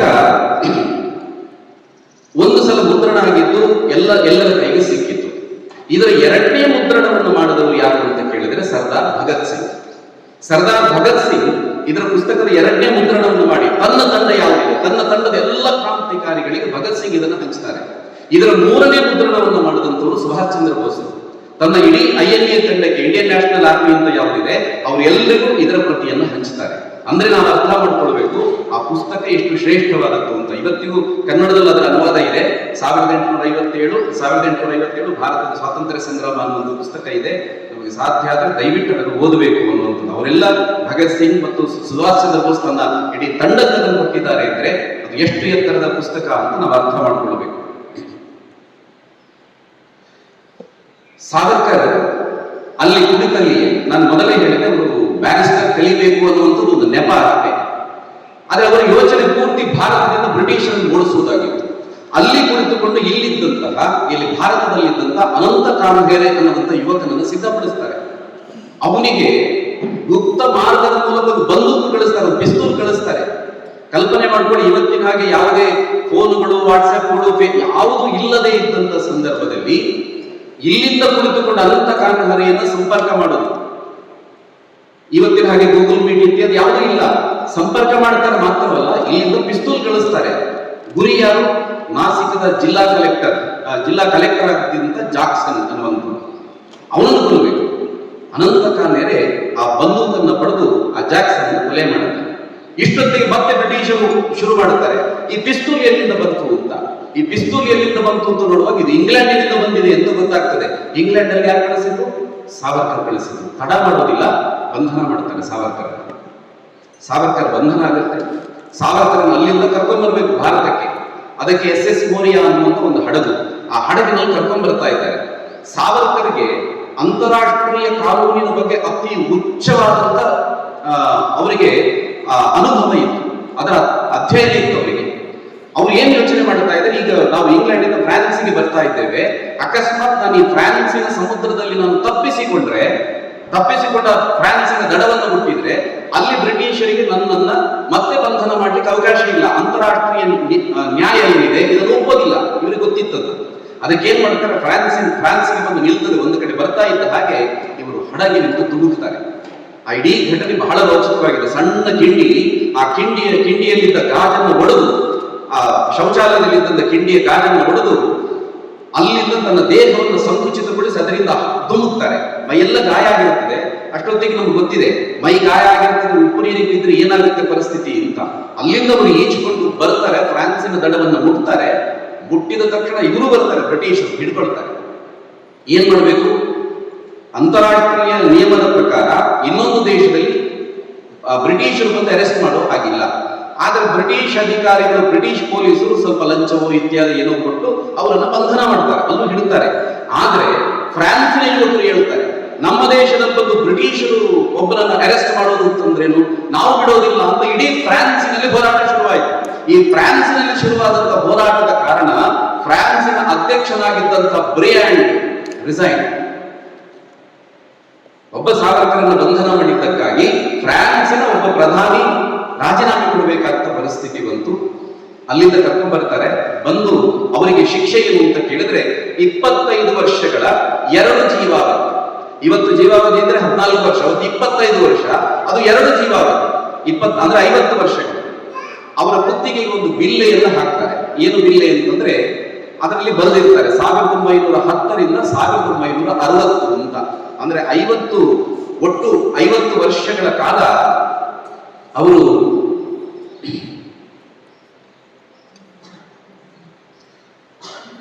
50 ವರ್ಷಗಳ ಕಾಲ ಜೈಲಲ್ಲಿರಬೇಕು ಅಂತ ಆಗಿದೆ. ಅದು ಎಲ್ಲಿ ಅಂತ ಕೇಳಿದ್ರೆ ಅಂಡಮಾನ್ ಜೈಲಿನಲ್ಲಿ. ಆ ಅಂಡಮಾನ್ ಜೈಲಿನ ಪರಿಸ್ಥಿತಿ ಹೇಗಿತ್ತು ಅಂದ್ರೆ, ಮೊದಲು ಅವರ ಜೈಲಿನ ಕೋಣೆ ಹೇಗಿತ್ತು ಅಂತ ಹೇಳಿದ್ರು. ಜೈಲಿನ ಕೋಣೆ ಅಂತಂದ್ರೆ ನೀವು ಹೋಗಿ ಕುಳಿತುಕೊಂಡ್ರು ಕೂಡ, ನಿಲ್ಲೋದಲ್ಲ, ಕುಳಿತುಕೊಂಡ್ರು ಕೂಡ ನೇರ ಕುತ್ಕೊಳ್ಳೋ ಹಾಗಿಲ್ಲ, ಬೆನ್ನನ್ನು ಬಾಗಿಸಿ ಕುಳಿತುಕೊಳ್ಬೇಕು. ಅಷ್ಟೇ ಎತ್ತರ ಇರೋದು, ಹೆಚ್ಚು ಕೈಯನ್ನು ಹೀಗೆ ಅಗಲ ಮಾಡೋ ಹಾಗಿಲ್ಲ. ಅಂದ್ರೆ ಅಷ್ಟು ಎತ್ತರ ಮತ್ತು ಅಗಲ ಕಿರಿದ ಅಂತ ಕೊಠಡಿಯಲ್ಲಿ ಪ್ರತಿದಿನ ಇರಬೇಕು. ಅವ್ರ ಕೆಲಸ ಏನು? ಅಲ್ಲೆಲ್ಲ ಗಾಣ ಇದೆ, ಎಣ್ಣೆಯನ್ನು ತೆಗೆಯುವಂತಹ ಗಾಣ, ತೆಂಗಿನಕಾಯಿ ಹಾಕ್ತಾರೆ, ಅದರಲ್ಲಿ ಇದನ್ನ ಎತ್ತನ್ನ ಕಟ್ಟಿ ಆ ಎತ್ತು ತಿರುಗ್ತಾ ಇದ್ದಂತೆ ಇದೆಲ್ಲ ಪುಡಿಯಾಗುತ್ತೆ, ಪುಡಿಯಾಗಿ ಎಣ್ಣೆ ಬರ್ತದೆ. ಎತ್ತಿನ ಬದಲಿಗೆ ಇವರನ್ನು ಕಟ್ತಾ ಇದ್ದಾರೆ, ಇವರು ತಿರುಗಬೇಕು, ಇಂತಿಷ್ಟು ಪೌಂಡ್ ಎಣ್ಣೆಯನ್ನ ತೆಗೆಯಬೇಕು ಅಂತ ಶಿಕ್ಷೆ. ಈ ರೀತಿ ಶಿಕ್ಷೆ. ಅದರ ಜೊತೆಗೆ ರಾತ್ರಿ ಊಟಕ್ಕೇನು ಅಂತ ಕೇಳಿದ್ರೆ ಎಲ್ಲ ಕೈದಿಗಳನ್ನು ಕಳಿಸೋದು. ಪಕ್ಕದ ಕಾಡಿದೆ, ಆ ಕಾಡಿನಲ್ಲಿ ಏನು ಸೊಪ್ಪುಗಳು ಸಿಗುತ್ತೆ ಅದೆಲ್ಲ ಸೊಪ್ಪುಗಳನ್ನು ಹಾಕೋದು. ಈ ಸೊಪ್ಪಿನಲ್ಲಿ ಏನೋ ಮಾಡಿ ಹಾಕ್ತಾರೆ. ಕತ್ತಲೆಯಲ್ಲಿ ಹೋಗಿರ್ತಾರೆ ಮುಂಜಾನೆಯಲ್ಲಿ, ಅಲ್ಲಿ ಹೋಗಿ ಸೊಪ್ಪುಗಳನ್ನು ತರುವಾಗ ಅದರಲ್ಲಿ ಎಷ್ಟೋ ಹಾವುಗಳು, ಚೇಳುಗಳು ಎಲ್ಲವೂ ಅದೆಷ್ಟೋ ಸಹ ತಟ್ಟೆಯಲ್ಲಿ ಸಿಗುತ್ತೆ. ಈ ರೀತಿ ಪರಿಸ್ಥಿತಿಯಲ್ಲಿ ಸಾವರ್ಕರ್ಗೆ ಸ್ವಾತಂತ್ರ್ಯ ಲಕ್ಷ್ಮಿಯ ಉಪಾಸನೆ ಇದನ್ನು ಮರೆಯೋದಿಲ್ಲ. ಅವರು ಬಹಳ ಶ್ರೇಷ್ಠವಾದಂತಹ ಕವಿಯವರು. ಏನ್ ಮಾಡ್ತಾರೆ, ಅವ್ರಿಗೆ ಕವಿತೆ ಬರೀಬೇಕು.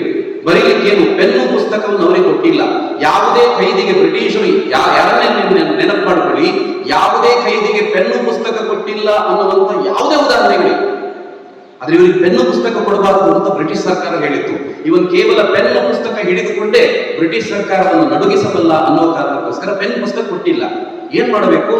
ಕಾವ್ಯ ಬರ್ತಾ ಇದೆ, ಅದಕ್ಕೋಸ್ಕರ ಮೊಳೆಯನ್ನು ತೆಗೆದುಕೊಂಡು ಜೈಲಿನ ಗೋಡೆಯಲ್ಲಿ ಕಾವ್ಯ ಬರೀತಾರೆ. 10,000 ಸಾಲಿನ ಕಾವ್ಯ ಬರೀತಾರೆ, 10,000 ಸಾಲುಗಳು. ಅಷ್ಟು ಮಾತ್ರವಲ್ಲ, ಆ ಸಾಲುಗಳನ್ನು ಇವರಿಗೆ ಗೊತ್ತಿದೆ, ಒಂದಲ್ಲ ಒಂದಿನ ಪೇಂಟ್ ಹೊಡಿತಾರೆ ಅಂತ, ಅದನ್ನು ಕಂಠಪಾಠ ಮಾಡಿಕೊಂಡು ಹೊರಗಡೆ ಬಂದು ಅದನ್ನು ಗ್ರಂಥ ರೂಪದಲ್ಲಿ ಕೊಟ್ಟು ಹೋಗ್ತಾರೆ. ಅಂತ ಶ್ರೇಷ್ಠ ಕವಿ ಇಲ್ಲಿ ಹೊರಗಡೆ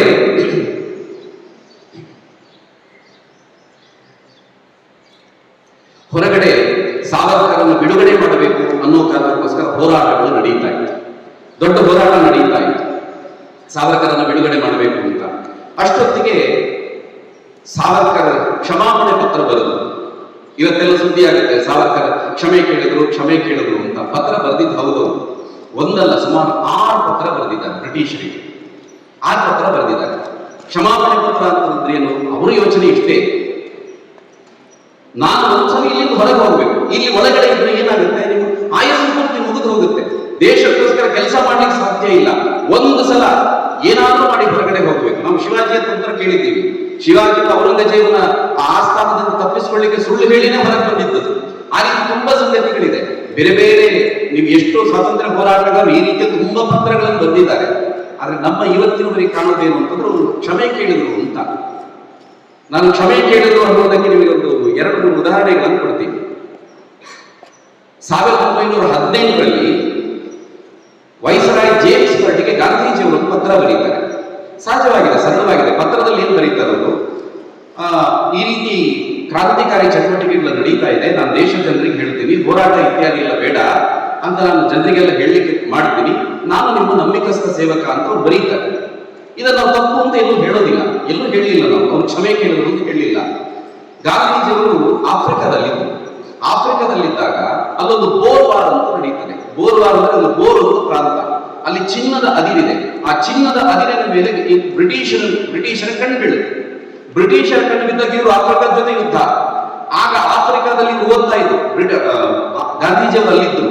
ಇವರು ಏನ್ ಮಾಡ್ತಾರೆ, ಬ್ರಿಟಿಷರ ಸೈನ್ಯಕ್ಕೆ ನೆರವಾಗಲಿಕ್ಕೆ ವೈದ್ಯಕೀಯ ಸಹಕಾರವನ್ನು ಗಾಂಧೀಜಿಯವರು ಕೊಡ್ತಾರೆ. ಅದಕ್ಕೆ ಅವರಿಗೆ ಕೈಸರ್ಯೆ ಹಿಂದ್ ಅನ್ನುವಂಥ ಪ್ರಶಸ್ತಿಯನ್ನು ಬ್ರಿಟಿಷರು ಕೊಟ್ಟರು. ಆಗ ಯಾರು ಕೂಡ ಅವರನ್ನ ನಾವು ತಪ್ಪು ಅಂತ ಹೇಳಿಲ್ಲ, ಅವರು ಕ್ಷಮೆ ಕೇಳಿದ್ರು, ಅವರು ನಾವು ಹೇಳಿಲ್ಲ. ಇದಾದ ನಂತರ ಒಂದ್ಸಲ ನೆಹರು ಅವರನ್ನು ಬಂಧನ ಮಾಡ್ತಾರೆ, ಪಂಜಾಬಿನ ಒಂದು ಜೈಲಲ್ಲಿ ಇಡ್ತಾರೆ. ಆ ಜೈಲಲ್ಲಿ ಇಟ್ಟಾಗ ಇವರ ಜೊತೆ ಇನ್ನೂ 2-3 ಜನರನ್ನು ಬಂಧನ ಮಾಡಿದಾಗ ಅಲ್ಲಿಂದ ವೈಸರಾಯಿಗೆ ಫೋನ್ ಮಾಡ್ತಾರೆ. ಯಾರು? ನೆಹರು ಅವರ ತಂದೆ ಮೋತಿಲಾಲ್ ನೆಹರು. ಇಡೀ ಎಲ್ಲರ ಸಂಪರ್ಕ ಇತ್ತು. ಅಲ್ಲಿ ನೀವು ಅರೆಸ್ಟ್ ಮಾಡಿರೋದು ನನ್ನ ಮಗನನ್ನ ಅಂತ. ಆ ನಂತರ ಪರಿಸ್ಥಿತಿ ಏನಾಯ್ತು ಅಂದ್ರೆ, ಇವರ ಜೊತೆ ಇದ್ದಂತ ಇನ್ನಿಬ್ಬರನ್ನ ಅವರಿಗೆ 2 ವರ್ಷಗಳ ಕಠಿಣ ಶಿಕ್ಷೆ. ಆದ್ರೆ ನೆಹರು ಒಂದು ಪತ್ರ ಬರೀಬೇಕು, ಕ್ಷಮೆಯ ಪತ್ರ ಬರೀಬೇಕು. ಪತ್ರ ಬರೆದು ಏನು ಅಂತಂದ್ರೆ, ಇನ್ನು ನಾನು ಪಂಜಾಬಿನ ಕಡೆ ತಲೆ ಹಾಕಿ ಮಲಗುವುದಿಲ್ಲ ಅಂತ. ಜೀವನ ಪೂರ್ತಿ ಅದನ್ನು ನೆಹರು ಪಾಲನೆ ಮಾಡುತ್ತಾರೆ. ಮತ್ತೊಂದು ಬಾರಿ ಅಲ್ಲಿ ಹೋರಾಟ ಆದಾಗ ಉಳಿದ ಯಾರು 2 ವರ್ಷ ಶಿಕ್ಷೆ ಪಡೆದಂತವರು ಹೋಗಿ ವಾಪಸ್ ಹೋರಾಟದಲ್ಲಿ ಭಾಗವಹಿಸ್ತಾರೆ. ಆದ್ರೆ ನೆಹರು ಹೋಗುದಿಲ್ಲ. ಇಷ್ಟಾದಾಗ ನಾವು ಹೇಳಿಲ್ಲ ನೆಹರು ತಪ್ಪು ಮಾಡಿದ್ರು ಅಥವಾ ಗಾಂಧೀಜಿ ಬರೆದ ತಪ್ಪು, ಎಲ್ಲೂ ಹೇಳಲಿಲ್ಲ. ಆದ್ರೆ ಸಾವರ್ಕರ್ ಅವರ ಚಿಂತನೆ ಬೇರೆ ಇತ್ತು. ಅವರು ಕ್ಷಮಾಪಣೆ ಪತ್ರ ಬರೆದಿದ್ದು ಕೂಡ ಒಬ್ಬ ರೆಜಿನಾಲ್ಡ್ ಕ್ರೌಡ್ ಅಂತ ಒಬ್ಬ ಅಧಿಕಾರಿ. ಈ ಸಾವರ್ಕರ್ ಮೇಲಿಂದ ಮೇಲೆ ನಿಜ ಪತ್ರ ಬರೀತಾ ಇದ್ದಾನಲ್ಲ, ನಿಜಕ್ಕೂ ಇವನು ಮೆತ್ತಗಾಗಿದ್ದಾನ ಅಂತ ನೋಡೋದಕ್ಕೆ ಪರೀಕ್ಷೆ ಮಾಡೋದಕ್ಕೆ ಒಳಗಡೆ ಬಂದ.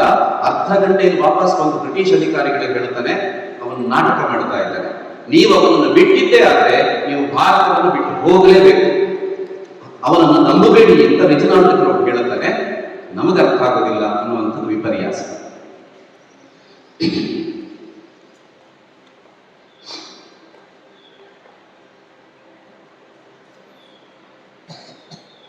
ಸಾವರ್ಕರನ್ನು ಬಿಡುಗಡೆ ಮಾಡೋದಕ್ಕೋಸ್ಕರ ಹೋರಾಟಗಳು ತೀವ್ರ ಪ್ರಮಾಣದಲ್ಲಾಗುತ್ತೆ. ಅವರ ಪ್ರಕಾರ 50 ವರ್ಷ ಅವ್ರ ಒಳಗಡೆ ಇರಬೇಕಿತ್ತು. 1960ನೇ ಇಸ್ವಿಗೆ ಅವರು ಬಿಡುಗಡೆಯಾಗಬೇಕಿತ್ತು. ಅದಕ್ಕೆ 1921ರಲ್ಲಿ ಈ ಹೋರಾಟಗಳು ತೀವ್ರ ಆಗ್ತಾ ಇದ್ದ ಕಾರಣಕ್ಕೋಸ್ಕರ ಅಂಡಮಾನ್ನಿಂದ ಅವರನ್ನು ಅಲ್ಲಿಂದ ಬಿಡಿಸಿ ರತ್ನಗಿರಿ ಜೈಲಿಗೆ ತರ್ತಾರೆ. ಮಹಾರಾಷ್ಟ್ರದಲ್ಲಿದ್ದಂತ ರತ್ನಗಿರಿ ಜೈಲಿಗೆ ಹಾಕ್ತಾರೆ. ಅಲ್ಲಿ ಹಾಕಿ ಮುಂದಿನ ವರ್ಷ 1922ರಲ್ಲಿ ಸಾವರ್ಕರನ್ನು ಬಿಡುಗಡೆ ಮಾಡ್ತಾರೆ. 23ರಲ್ಲಿ ಮತ್ತೆ ಬಂಧನ ಮಾಡ್ತಾರೆ. ಮತ್ತೆ 24ರಲ್ಲಿ ಬಿಡುಗಡೆ ಮಾಡುವಾಗ ಒಂದಷ್ಟು ಷರತ್ತುಗಳು ಏನು ಅಂತಂದ್ರೆ, ನೀವೆಲ್ಲೇ ಭಾಷಣ ಮಾಡುವಾಗ ಯಾವುದೇ ಕಾರಣಕ್ಕೆ ಬ್ರಿಟಿಷ್ ಸರ್ಕಾರದ ವಿರುದ್ಧ ಅಥವಾ ಕ್ರಾಂತಿಗೆ ಸಂಬಂಧಪಟ್ಟಂತೆ ಯಾವುದೇ ಒಂದು ಶಬ್ದವನ್ನು ಮಾತನಾಡುವ ಹಾಗಿಲ್ಲ. ಅಕಸ್ಮಾತ್ ನೀವು ಮಾತನಾಡಿದರೆ ಯಾವುದೇ ಸಂದರ್ಭದಲ್ಲಿ ಯಾವುದೇ ಸ್ಥಳದ ಅಧಿಕಾರಿ ನಿಮ್ಮನ್ನು ಬಂಧನ ಮಾಡಬಹುದು ಅಂತ ಅದಕ್ಕೆ ಸಿಗ್ನೇಚರ್ ಹಾಕಿದ್ರು. ಏನು ಮಾತಾಡುವ ಹಾಗಿರಲಿಲ್ಲ. ಆದರೆ ಸಾವರ್ಕರ್ ಹೊರಗೆ ಬಂದು ಸಾವರ್ಕರ್ ಬಿಡುಗಡೆ ಆಗುತ್ತೆ. ಬಿಡುಗಡೆ ಆದಾಗ ಇವರ ಕೈಯಲ್ಲಿ ಏನಿತ್ತು ಅಂತ ಕೇಳಿದ್ರೆ ಇವರ BA ಪದವಿ ಆಗಿತ್ತಾಗ ಇಲ್ಲೇ ಅದನ್ನು ವಾಪಸ್ ತಗೊಂಡು ಬ್ರಿಟಿಷರು ವಾಪಸ್ ತಗೊಂಡು ಅಲ್ಲಿ ಬ್ಯಾರಿಸ್ಟರ್ ಕಲ್ತಾಗಿತ್ತು. ಆ ಬ್ಯಾರಿಸ್ಟರ್ ಪದವಿ ಇವರಿಗೆ ಕೊಡ್ಲೇ ಇಲ್ಲ. ಮೋತಿಲಾಲ್ ನೆಹರು ಬ್ಯಾರಿಸ್ಟರ್ ಆಗಿ ಅಲ್ಲಿ ಹೋಗಿದ್ರು, ಪದವಿ ಪಡ್ಕೊಂಡ್ ಬಂದ್ರು. ನೆಹರು ಹೋದ್ರು, ಪದವಿ ಪಡ್ಕೊಂಡ್ ಬಂದ್ರು. ಸರ್ದಾರ್ ಪಟೇಲ್ ಹೋದ್ರು, ಪಡ್ಕೊಂಡ್ ಬಂದ್ರು. ಜಿನ್ನಾ ಹೋದ್ರು, ಪಡ್ಕೊಂಡ್ ಬಂದ್ರು. ಗಾಂಧೀಜಿ ಹೋದ್ರು, ಪಡ್ಕೊಂಡ್ ಬಂದ್ರು. ಎಲ್ಲರೂ ಪಡ್ಕೊಂಡ್ ಬಂದ್ರು. ಸಾವರ್ಕರ್ ಪಡೆದಿದ್ರು, ಅವರಿಗೆ ಕೊಟ್ಟಿಲ್ಲ. ತಾನು ಪಡೆದ ಪದವಿಯಿಂದ ವಂಚಿತನಾದಂತ ಜಗತ್ತಿನ ಮೊದಲ ನ್ಯಾಯವೇತ್ತ ಯಾರಾದರೂ ಇದ್ರೆ ಸಾವರ್ಕರ್. ಸಾವರ್ಕರೇ ಕೊಟ್ಟಿಲ್ಲ. ಅಂದ್ರೆ ಹೆಚ್ಚು ಬ್ರಿಟಿಷರು ಯಾರಿಗೆ ಹೆದರಿದ್ರು ಅಂತ ನೀವು ಅರ್ಥ ಮಾಡ್ಕೊಳ್ಬೇಕು. ಸಾವರ್ಕರೇ ಕೊಟ್ಟಿಲ್ಲ. ಈಗ ಸಾವರ್ಕರ್ ಹತ್ರ ಇದ್ದದ್ದು ಒಂದೇ, ಏನು ಒಂದಷ್ಟು ವರ್ಷಗಳ ಕಾಲ ಅಲ್ಲಿ ಆ ಯಮಯಾತನೆಯನ್ನು ಸಹಿಸಿ ಬಂದಾಗ ಇನ್ನು ಜೀವನಕ್ಕೇನು ಅಂತ ನೋಡುವಾಗ SSLC ಸರ್ಟಿಫಿಕೇಟ್ ಮಾತ್ರ, ಮೆಟ್ರಿಕ್ಯುಲೇಷನ್ ಅದು ಮಾತ್ರ ಇತ್ತು. ಇನ್ನು ತನ್ನ ಎಲ್ಲ ಪುಸ್ತಕಗಳನ್ನು ಬ್ಯಾನ್ ಮಾಡಿದ್ದಾರೆ. ಆಗಲೇ ಎಲ್ಲ ಉಳಿದೆಲ್ಲ ಪುಸ್ತಕಗಳನ್ನು ಬ್ಯಾನ್ ಮಾಡಿ ಆಗಿತ್ತು. ಆ ಹೊತ್ತಿಗೆ ಇವರೇನು ಸುಮ್ಮನೆ ಕುಳಿತುಕೊಳ್ಳೋದಿಲ್ಲ, ನನಗೆ ಭಾಷಣ ಮಾಡಲಿಕ್ಕಿಲ್ಲ ಇತ್ಯಾದಿ ಮಾತ್ರ. ಆದ್ರೆ ನಾನು ಉಳಿದ ಕೆಲಸಗಳನ್ನು ಮಾಡ್ತೀನಿ, ಸಾಮಾಜಿಕವಾಗಿ ಜನರನ್ನ ಜಾಗೃತಿಗೊಳಿಸುವಂತ ಕೆಲಸ ಮಾಡ್ತೀನಿ ಅಂತ ಹೊರಡ್ತಾರೆ. ಸಾರ್ವಜನಿಕ ಗಣೇಶೋತ್ಸವನ ತಿಲಕರು ಆರಂಭ ಮಾಡಿದ್ರು. ಆದ್ರೆ ತಿಲಕರ ನಿಧನ ನಂತರ ನಿಂತು ಹೋಯಿತು. ಮತ್ತೆ ಆನಂತರ 1925ರಿಂದ ಮತ್ತೆ ಸಾರ್ವಜನಿಕ ಗಣೇಶೋತ್ಸವ ಆರಂಭ ಮಾಡಿದ್ದು ಸಾವರ್ಕರ್ ಅವರು. ಹಾಗಾಗಿ ಎಲ್ಲ ಸಾರ್ವಜನಿಕ ಗಣೇಶೋತ್ಸವ ತಿಲಕರ ಫೋಟೋ ಇಡ್ತಾರೆ ಅಂತಂದ್ರೆ ಅದರ ಪಕ್ಕದಲ್ಲಿ ಸಾವರ್ಕರ್ ಫೋಟೋ ಇಡ್ಲೇಬೇಕು. ಯಾಕಂದ್ರೆ ಮತ್ತೆ ಶುರು ಮಾಡಿದ್ದವರು, ಎಲ್ಲರಿಗೂ ತಿಲಕರು ಶುರು ಮಾಡಿದ್ರು ಅಂತ ಗೊತ್ತಿದೆ. ಆದ್ರೆ ಆನಂತರ ಅದು ನಿಂತು ಹೋದ ನಂತರದಿಂದ ಸಾವರ್ಕರ್ ಆರಂಭ ಮಾಡಿದ್ರು ಅನ್ನುವಂಥದ್ದು ಬಹುತೇಕರಿಗೆ ಗೊತ್ತಿಲ್ಲದೆ ಇರುವಂತಹ ಸಂಗತಿ. ನಾವು ಬ್ರಿಟಿಷರ ವಿರುದ್ಧ ಒಟ್ಟಾಗಬೇಕು ಅಂತಿದ್ರೆ ನಮ್ಮಲ್ಲಿರುವಂತಹ ಜಾತಿಯ ತಾರತಮ್ಯಗಳು ಅಳಿಯಬೇಕು, ಅದಕ್ಕೋಸ್ಕರ ಸಾಮರಸ್ಯ ಬರಬೇಕು ಅನ್ನೋ ದೃಷ್ಟಿಯಿಂದ 1924ನೇ ಇಸ್ವಿಯಲ್ಲಿ ಭಗೂರು ಅನ್ನುವಂತ, ಮಹಾರಾಷ್ಟ್ರದ್ದೇ ಭಗೂರು ಅನ್ನುವಂತ ಆ ಜಿಲ್ಲೆಯಲ್ಲಿ ಇವರು ರಕ್ಷಾಬಂಧನ ಕಾರ್ಯಕ್ರಮ ಮಾಡ್ತಾರೆ. ನಿಮಗೆ ಗೊತ್ತಿರ್ಲಿಕ್ಕೋಸ್ಕರ ಹೇಳ್ತೀನಿ, ಸಾವರ್ಕರ್ ಅವರು ಚಿತ್ಪಾವನ ಬ್ರಾಹ್ಮಣ ಸಮಾಜಕ್ಕೆ ಸೇರಿದಂತೆ. ಇಲ್ಲಿ ಇವರು ರಕ್ಷಾಬಂಧನ ಮಾಡಿದ್ದು, ಅಲ್ಲಿ ಒಬ್ಬ ಕಾಶಿನಾಥ್ ವಜಾರಕರ್ ಅನ್ನುವಂತ ಒಬ್ಬ ದಲಿತ ನಾಯಕ ಇಡೀ ದೊಡ್ಡ ಸಭೆ ಸೇರಿಸ್ತಾರೆ. ಆ ಕಾಶಿನಾಥ್ ವಜಾರಕರಿಗೆ ರಕ್ಷೆಯನ್ನು ಕಟ್ಟುವ ಮೂಲಕ ಅವರು ಹೇಳ್ತಾರೆ, ಈಗ ಮಾತ್ರ ಅಲ್ಲ, ನಾನು ಸತ್ತಾಗ ಇಲ್ಲಿರುವಂತಹ ಎಲ್ಲ ಜಾತಿಯವರು ಸೇರಿ ನನ್ನನ್ನ ಸ್ಮಶಾನಕ್ಕೆ ಕರ್ಕೊಂಡು ಹೋಗಬೇಕು, ಹೊತ್ತುಕೊಂಡು ಹೋಗಬೇಕು ಅಂತ ಆ ಸಾಮರಸ್ಯದ ಪಾಠವನ್ನು ಹೇಳ್ತಾರೆ. ಪರಸ್ಪರ ಇಡೀ ಅಲ್ಲಿ ಜನ ಎಲ್ಲರೂ ರಕ್ಷೆ ಕಟ್ಟಿಕೊಳ್ಳುತ್ತಾರೆ. ಮಾತ್ರವಲ್ಲ, ಪತಿತ ಪಾವನ ಮಂದಿರ ಅಂತ ನಿರ್ಮಾಣ ಮಾಡುತ್ತಾರೆ. ಒಂದು ಪತಿತ ಪಾವನ ಮಂದಿರ. ಆ ಮಂದಿರದಲ್ಲಿ ಏನ್ ವಿಶೇಷ, ಯಾವುದೇ ಜಾತಿಯವರಲ್ಲಿ ಪ್ರವೇಶ ಮಾಡಬಹುದು, ಅಲ್ಲಿ ದೇವರ ದರ್ಶನ ಮಾಡಬಹುದು, ಪೂಜೆ ಮಾಡಬಹುದು. ಈ ಕಾರಣಕ್ಕೋಸ್ಕರ ಅಂಬೇಡ್ಕರ್ಗೆ ಬಹಳ ಹತ್ರ ಆಗ್ತಾರೆ, ತುಂಬಾ ಹತ್ರ ಆಗ್ತಾರೆ. ಈ ಪತಿತ ಪಾವನ ಮಂದಿರದ ಉದ್ಘಾಟನೆಗೆ ಅಂಬೇಡ್ಕರ್ ಅನ್ನು ಕರೀತಾರೆ.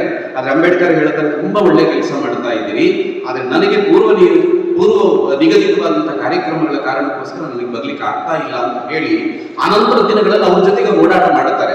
ಇಡೀ ಮಹಾರಾಷ್ಟ್ರದಲ್ಲಿ ಎಲ್ಲಾದ್ರೂ ಸಾಮರಸ್ಯ ಅಂದ್ರೆ ದಲಿತರ ಸಭೆಗಳು ಅಥವಾ ಎಲ್ಲ ಜಾತಿಯ ಒಟ್ಟಿಗೆ ಸೇರುವಂತ ಸಭೆಗಳು ನಡೆದ್ರೆ ಅದಕ್ಕೆ ಅಧ್ಯಕ್ಷತೆ ಒಂದು ಅಂಬೇಡ್ಕರ್ ಅಥವಾ ಸಾವರ್ಕರ್, ಇವರಿಬ್ಬರದ್ದಾಗಿತ್ತು.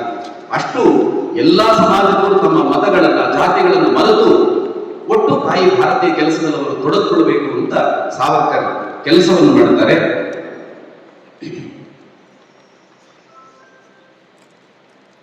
1936ನೇ ಇಸ್ವಿಗೆ ಆ ಹೊತ್ತಿಗೆ ಎರಡನೇ ಮಹಾಯುದ್ಧ ಆರಂಭ ಆಗುತ್ತೆ. ಎರಡನೇ ಮಹಾಯುದ್ಧ ಆರಂಭ ಆದಾಗ ಇದು ನಾವೆಲ್ಲರೂ ನೆನಪಿಟ್ಕೊಳ್ಬೇಕಾದಂತ ಸಂಗತಿ, ಸಾವರ್ಕರ್ ದೂರದೃಷ್ಟಿ ಹೇಗಿತ್ತು ಅಂತ. ಇದಾದಾಗ ಭಾರತದ ವೈಸರಾಯ್ ಹೇಳ್ತಾರೆ, ಎಲ್ಲ ಭಾರತೀಯ ತರುಣರು ಕೂಡ ಬ್ರಿಟಿಷರ ಸೈನ್ಯದ ಜೊತೆ ಸೇರ್ಕೊಳ್ಬೇಕು ಅಂತ. ಎಲ್ರಿಗೂ ಅನಿಸುತ್ತೆ, ಯಾಕೆ ಸೇರ್ಕೊಳ್ಬೇಕು ನಾವು ಅಂತ. ಉಳಿದವರೆಲ್ಲ ವಿರೋಧ ಮಾಡಿದ್ರೆಲ್ಲ ಸೇರ್ಕೊಳ್ಳೋದಿಲ್ಲ ಅಂತ. ಸಾವರ್ಕರ್ ಹೇಳ್ತಾರೆ, ಸೇರ್ಕೊಳ್ಬೇಕಂತ ಅವಶ್ಯಕತೆ ಇದೆ ಅಂತ.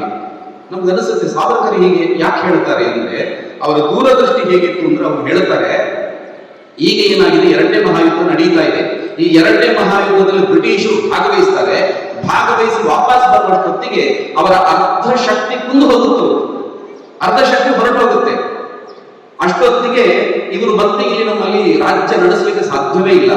ಆಗ ನಾವೇನ್ ಮಾಡಬೇಕು, ಇಲ್ಲೇನಾಗಬೇಕು, ನಮ್ಮದು ಶಕ್ತಿ ಸಾಮರ್ಥ್ಯ, ನಮ್ಮ ಸೈನಿಕ ಶಕ್ತಿ ಬಹಳ ಶಕ್ತಿಯುತವಾಗಿರ್ಬೇಕು.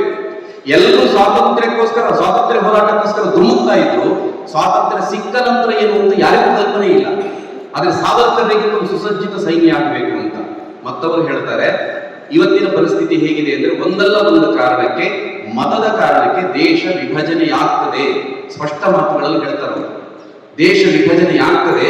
ಆಗುವಂತಹ ಸಂದರ್ಭದಲ್ಲಿ ನೀವು ಮತದ ಕಾರಣಕ್ಕೋಸ್ಕರ ಸೈನ್ಯವನ್ನು ಇಬ್ಬಾಗ ಮಾಡಿದ್ರೆ ಬಹಳ ದೊಡ್ಡ ಸೈನ್ಯ ಪಾಕಿಸ್ತಾನಕ್ಕೆ ಹೋಗುವ ಸಾಧ್ಯತೆ ಇದೆ.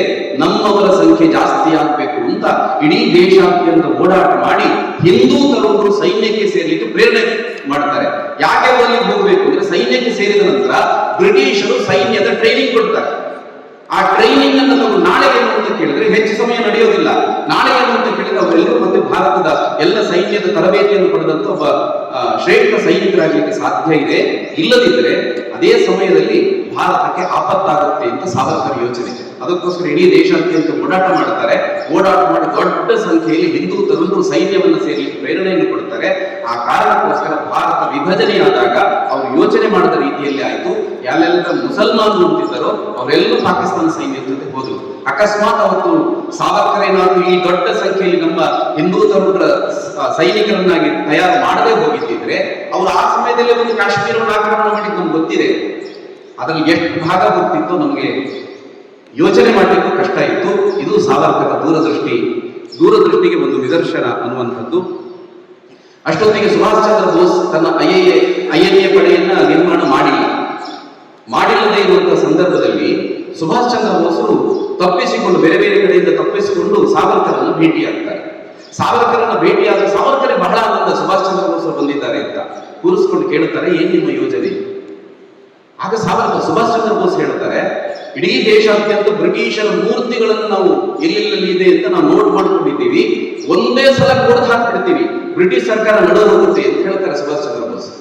ಸಾವರ್ಕರ್ಗೆ ತುಂಬಾ ಅದು ಇದು ಯಾವ ರೀತಿ ಯೋಚನೆ ಅಂತ. ಸುಭಾಷ್ ಚಂದ್ರ ಬೋಸ್ ಅಂತವರು ಇಂಥ ಯೋಚನೆ ಮಾಡೋದ? ಅವ್ರು ಹೇಳ್ತಾರೆ, ನಿಮ್ಮ ಯೋಚನೆ ಸರಿ ಇಲ್ಲ, ಆ ನಿರ್ಜೀವ ಮೂರ್ತಿಗಳನ್ನು ಹೊಡೆದು ನೀವೇನ್ ಮಾಡ್ತೀರಿ ಅಂತ. ಸುಭಾಷ್ ಚಂದ್ರ ಬೋಸ್ ಹೇಳ್ತಾರೆ, ಹಾಗಾದ್ರೆ ನಾವೇನ್ ಮಾಡಬೇಕು? ಯೋಚನೆ ಮಾಡಿ. ಸುಭಾಷ್ ಚಂದ್ರ ಬೋಸ್ ಹೇಳೋದು, ನೀವೀಗ ಜಪಾನಿಗೆ ಹೋಗಬೇಕು. ಜಪಾನಿಯ ರಾಸ್ ಬಿಹಾರಿ ಬೋಸ್ ಅಂತ ಒಬ್ಬರಿದ್ದಾರೆ. ಅವ್ರು ಏನ್ ಮಾಡಿದ್ದಾರೆ ಅಂತಂದ್ರೆ, ಯಾರೆಲ್ಲ ಎರಡನೇ ಮಹಾಯುದ್ಧದಲ್ಲಿ ಜಪಾನಿನಲ್ಲಿ ಸೆರೆ ಸಿಕ್ಕಿದ್ದಾರೋ ಆ ಸೆರೆ ಸಿಕ್ಕಿರುವಂತಹ ಸೈನಿಕರನ್ನ ಒಟ್ಟು ಕೊಡಬೇಕು ಅಂತ ಹೇಳ್ತಾರೆ. ಸುಭಾಷ್ ಚಂದ್ರ ಬೋಸ್ರಿಗೆ ಮತ್ತೆ ಒಂದ್ಸಲ ದಾರಿಗಳು ಅಸ್ಪಷ್ಟ ಆಗಿತ್ತು, ಸ್ವಾತಂತ್ರ್ಯ ಹೋರಾಟಕ್ಕೆ ಏನ್ ಮಾಡೋದು ಅಂತ. ಈಗ ಮತ್ತೆ ದಾರಿ ಸ್ಪಷ್ಟ ಆಯ್ತು. ಅಲ್ಲಿಂದ ತಪ್ಪಿಸಿಕೊಂಡು ಹೋಗುವಾಗ ಮತ್ತೆ ಬ್ರಿಟಿಷರು ಬಂಧನ ಮಾಡ್ತಾರೆ. ಅಲ್ಲಿಂದ ಹೇಗೂ ತಪ್ಪಿಸಿಕೊಂಡು ಅಲ್ಲಿಂದ ರಷ್ಯಾ ಅಫ್ಘಾನಿಸ್ತಾನಕ್ಕೆ ಹೋಗಿ ಅಲ್ಲಿಂದ ರಷ್ಯಾ ಮೂಲಕ ಆಗಿ ಅವರು ಜಪಾನಿಗೆ ಹೋಗಿ ಐಎನ್ಎಯನ್ನು ಸೇರ್ಕೊಂಡು ಅದಕ್ಕೆ ಬಲ ಕೊಡುವಂಥದ್ದು. ಆನಂತರದ ದಿನಗಳಲ್ಲಿ ಐಎನ್ಎ ಮೂಲಕ ಹೋಗಿ ಅಲ್ಲಿ ಒಂದು ದ್ವೀಪವನ್ನ ತೆಕ್ಕೆಗೆ ಐಎನ್ಎ ತೆಗೆದುಕೊಂಡ ನಂತರ ಮೊದಲು ಸಿಂಗಾಪುರದ ರೇಡಿಯೋದಲ್ಲಿ ಬಂದು ನನಗೆ ಈ ದಾರಿಯನ್ನು ತೋರಿಸಿದಂತ ಸಾವರ್ಕರ್ಗೆ ಧನ್ಯವಾದಗಳು ಅಂತ ಸುಭಾಷ್ ಚಂದ್ರ ಬೋಸ್ ಹೇಳ್ತಾರೆ. ಸುಭಾಷ್ ಚಂದ್ರ ಬೋಸ್ಗೆ ಪ್ರೇರಣೆ ಕೊಟ್ಟಿದ್ದು ಸಾವರ್ಕರ್ ಅನ್ನುವಂತಹ ಸಂಗತಿ.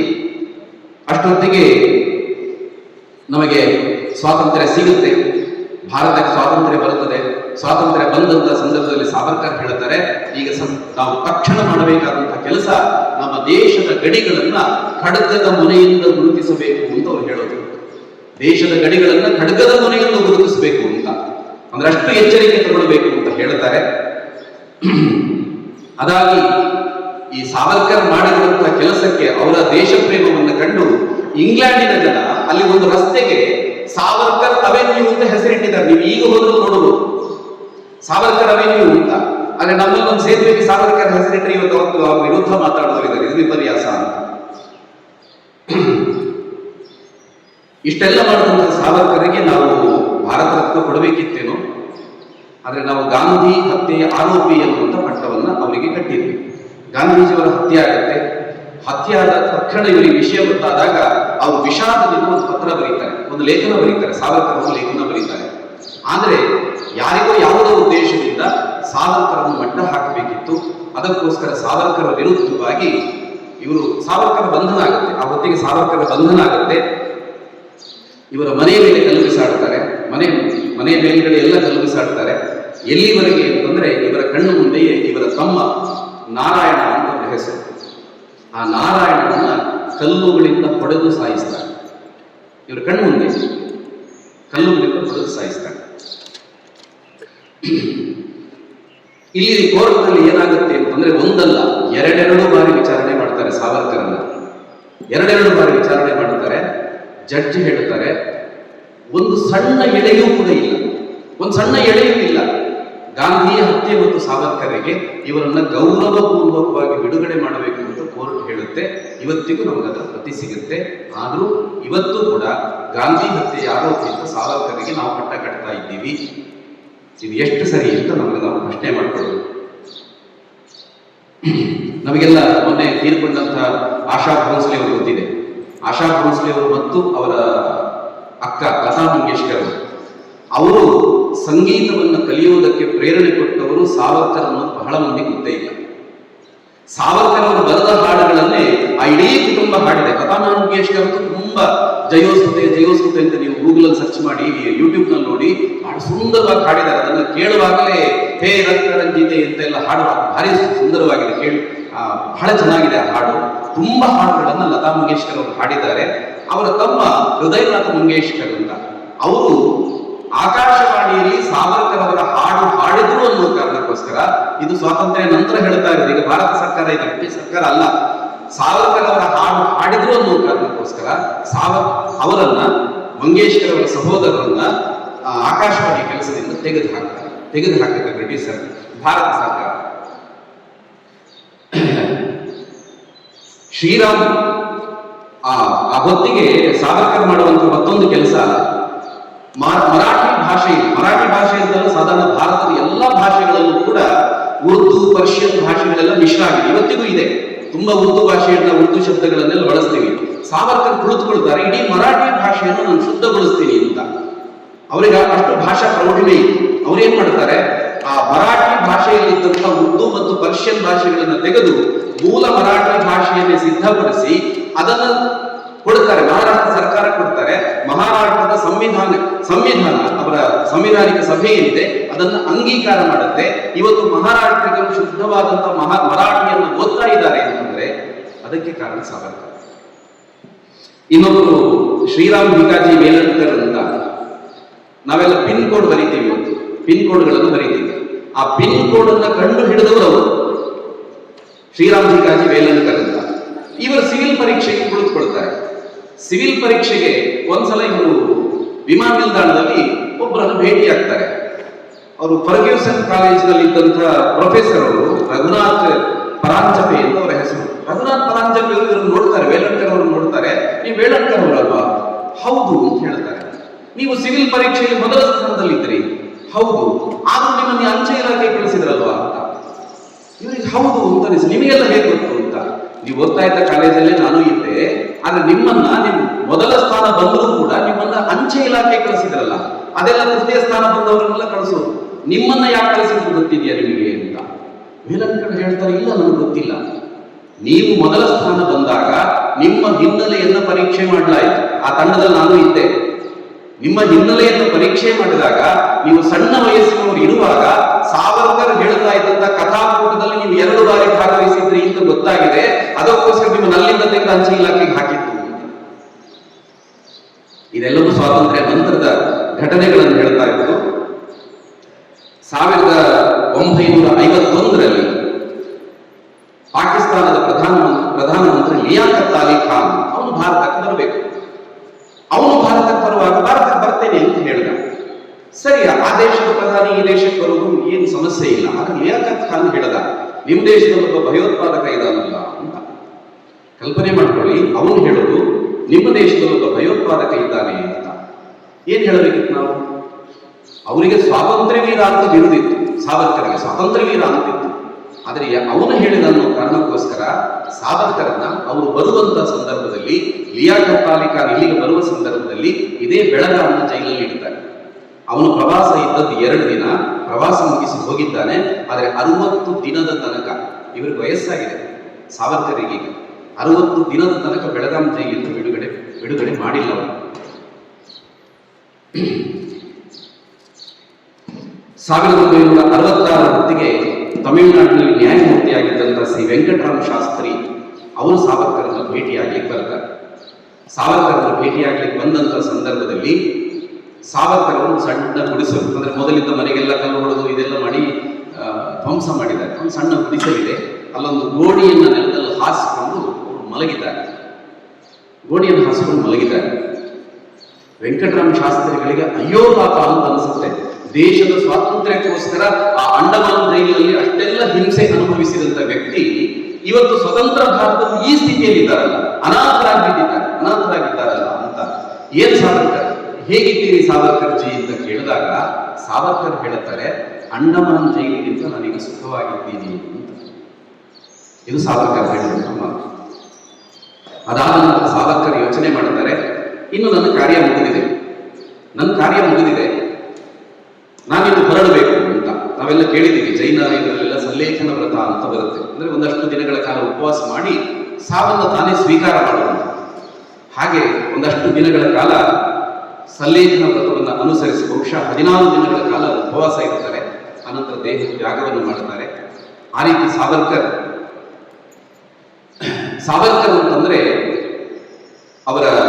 ನಾನಾಗ್ಲೇ ಹೇಳಿದೆ, ಅವರ ಗೆಳೆಯ ಯಾರು ಗೋವಿಂದ ಭಾದರೇಕರ್ ಅವರು ಹೇಳೋದು ಸಾವರ್ಕರ್ ಅಂದ್ರೆ ಏನು ಅಂತ.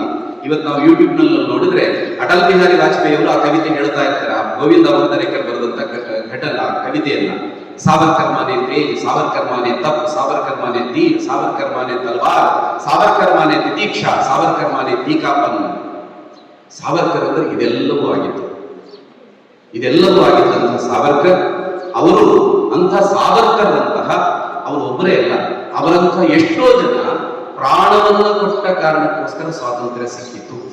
6,25,000 ಜನ, ಅಷ್ಟು ಜನ ಪ್ರಾಣ ಕೊಟ್ಟಿದ್ದಾರೆ ಸ್ವಾತಂತ್ರ್ಯಕ್ಕೋಸ್ಕರ. ಇವರೆಲ್ಲರೂ ಪ್ರಾಣ ಕೊಟ್ಟ ಕಾರಣಕ್ಕೋಸ್ಕರ ಭಾರತಕ್ಕೆ ಸ್ವಾತಂತ್ರ್ಯ ಸಿಕ್ಕಿತು ಅಂತ. ಇದನ್ನು ನಾವು ಅರ್ಥ ಮಾಡಿಕೊಳ್ಬೇಕು. ನಮಸ್ಕಾರ.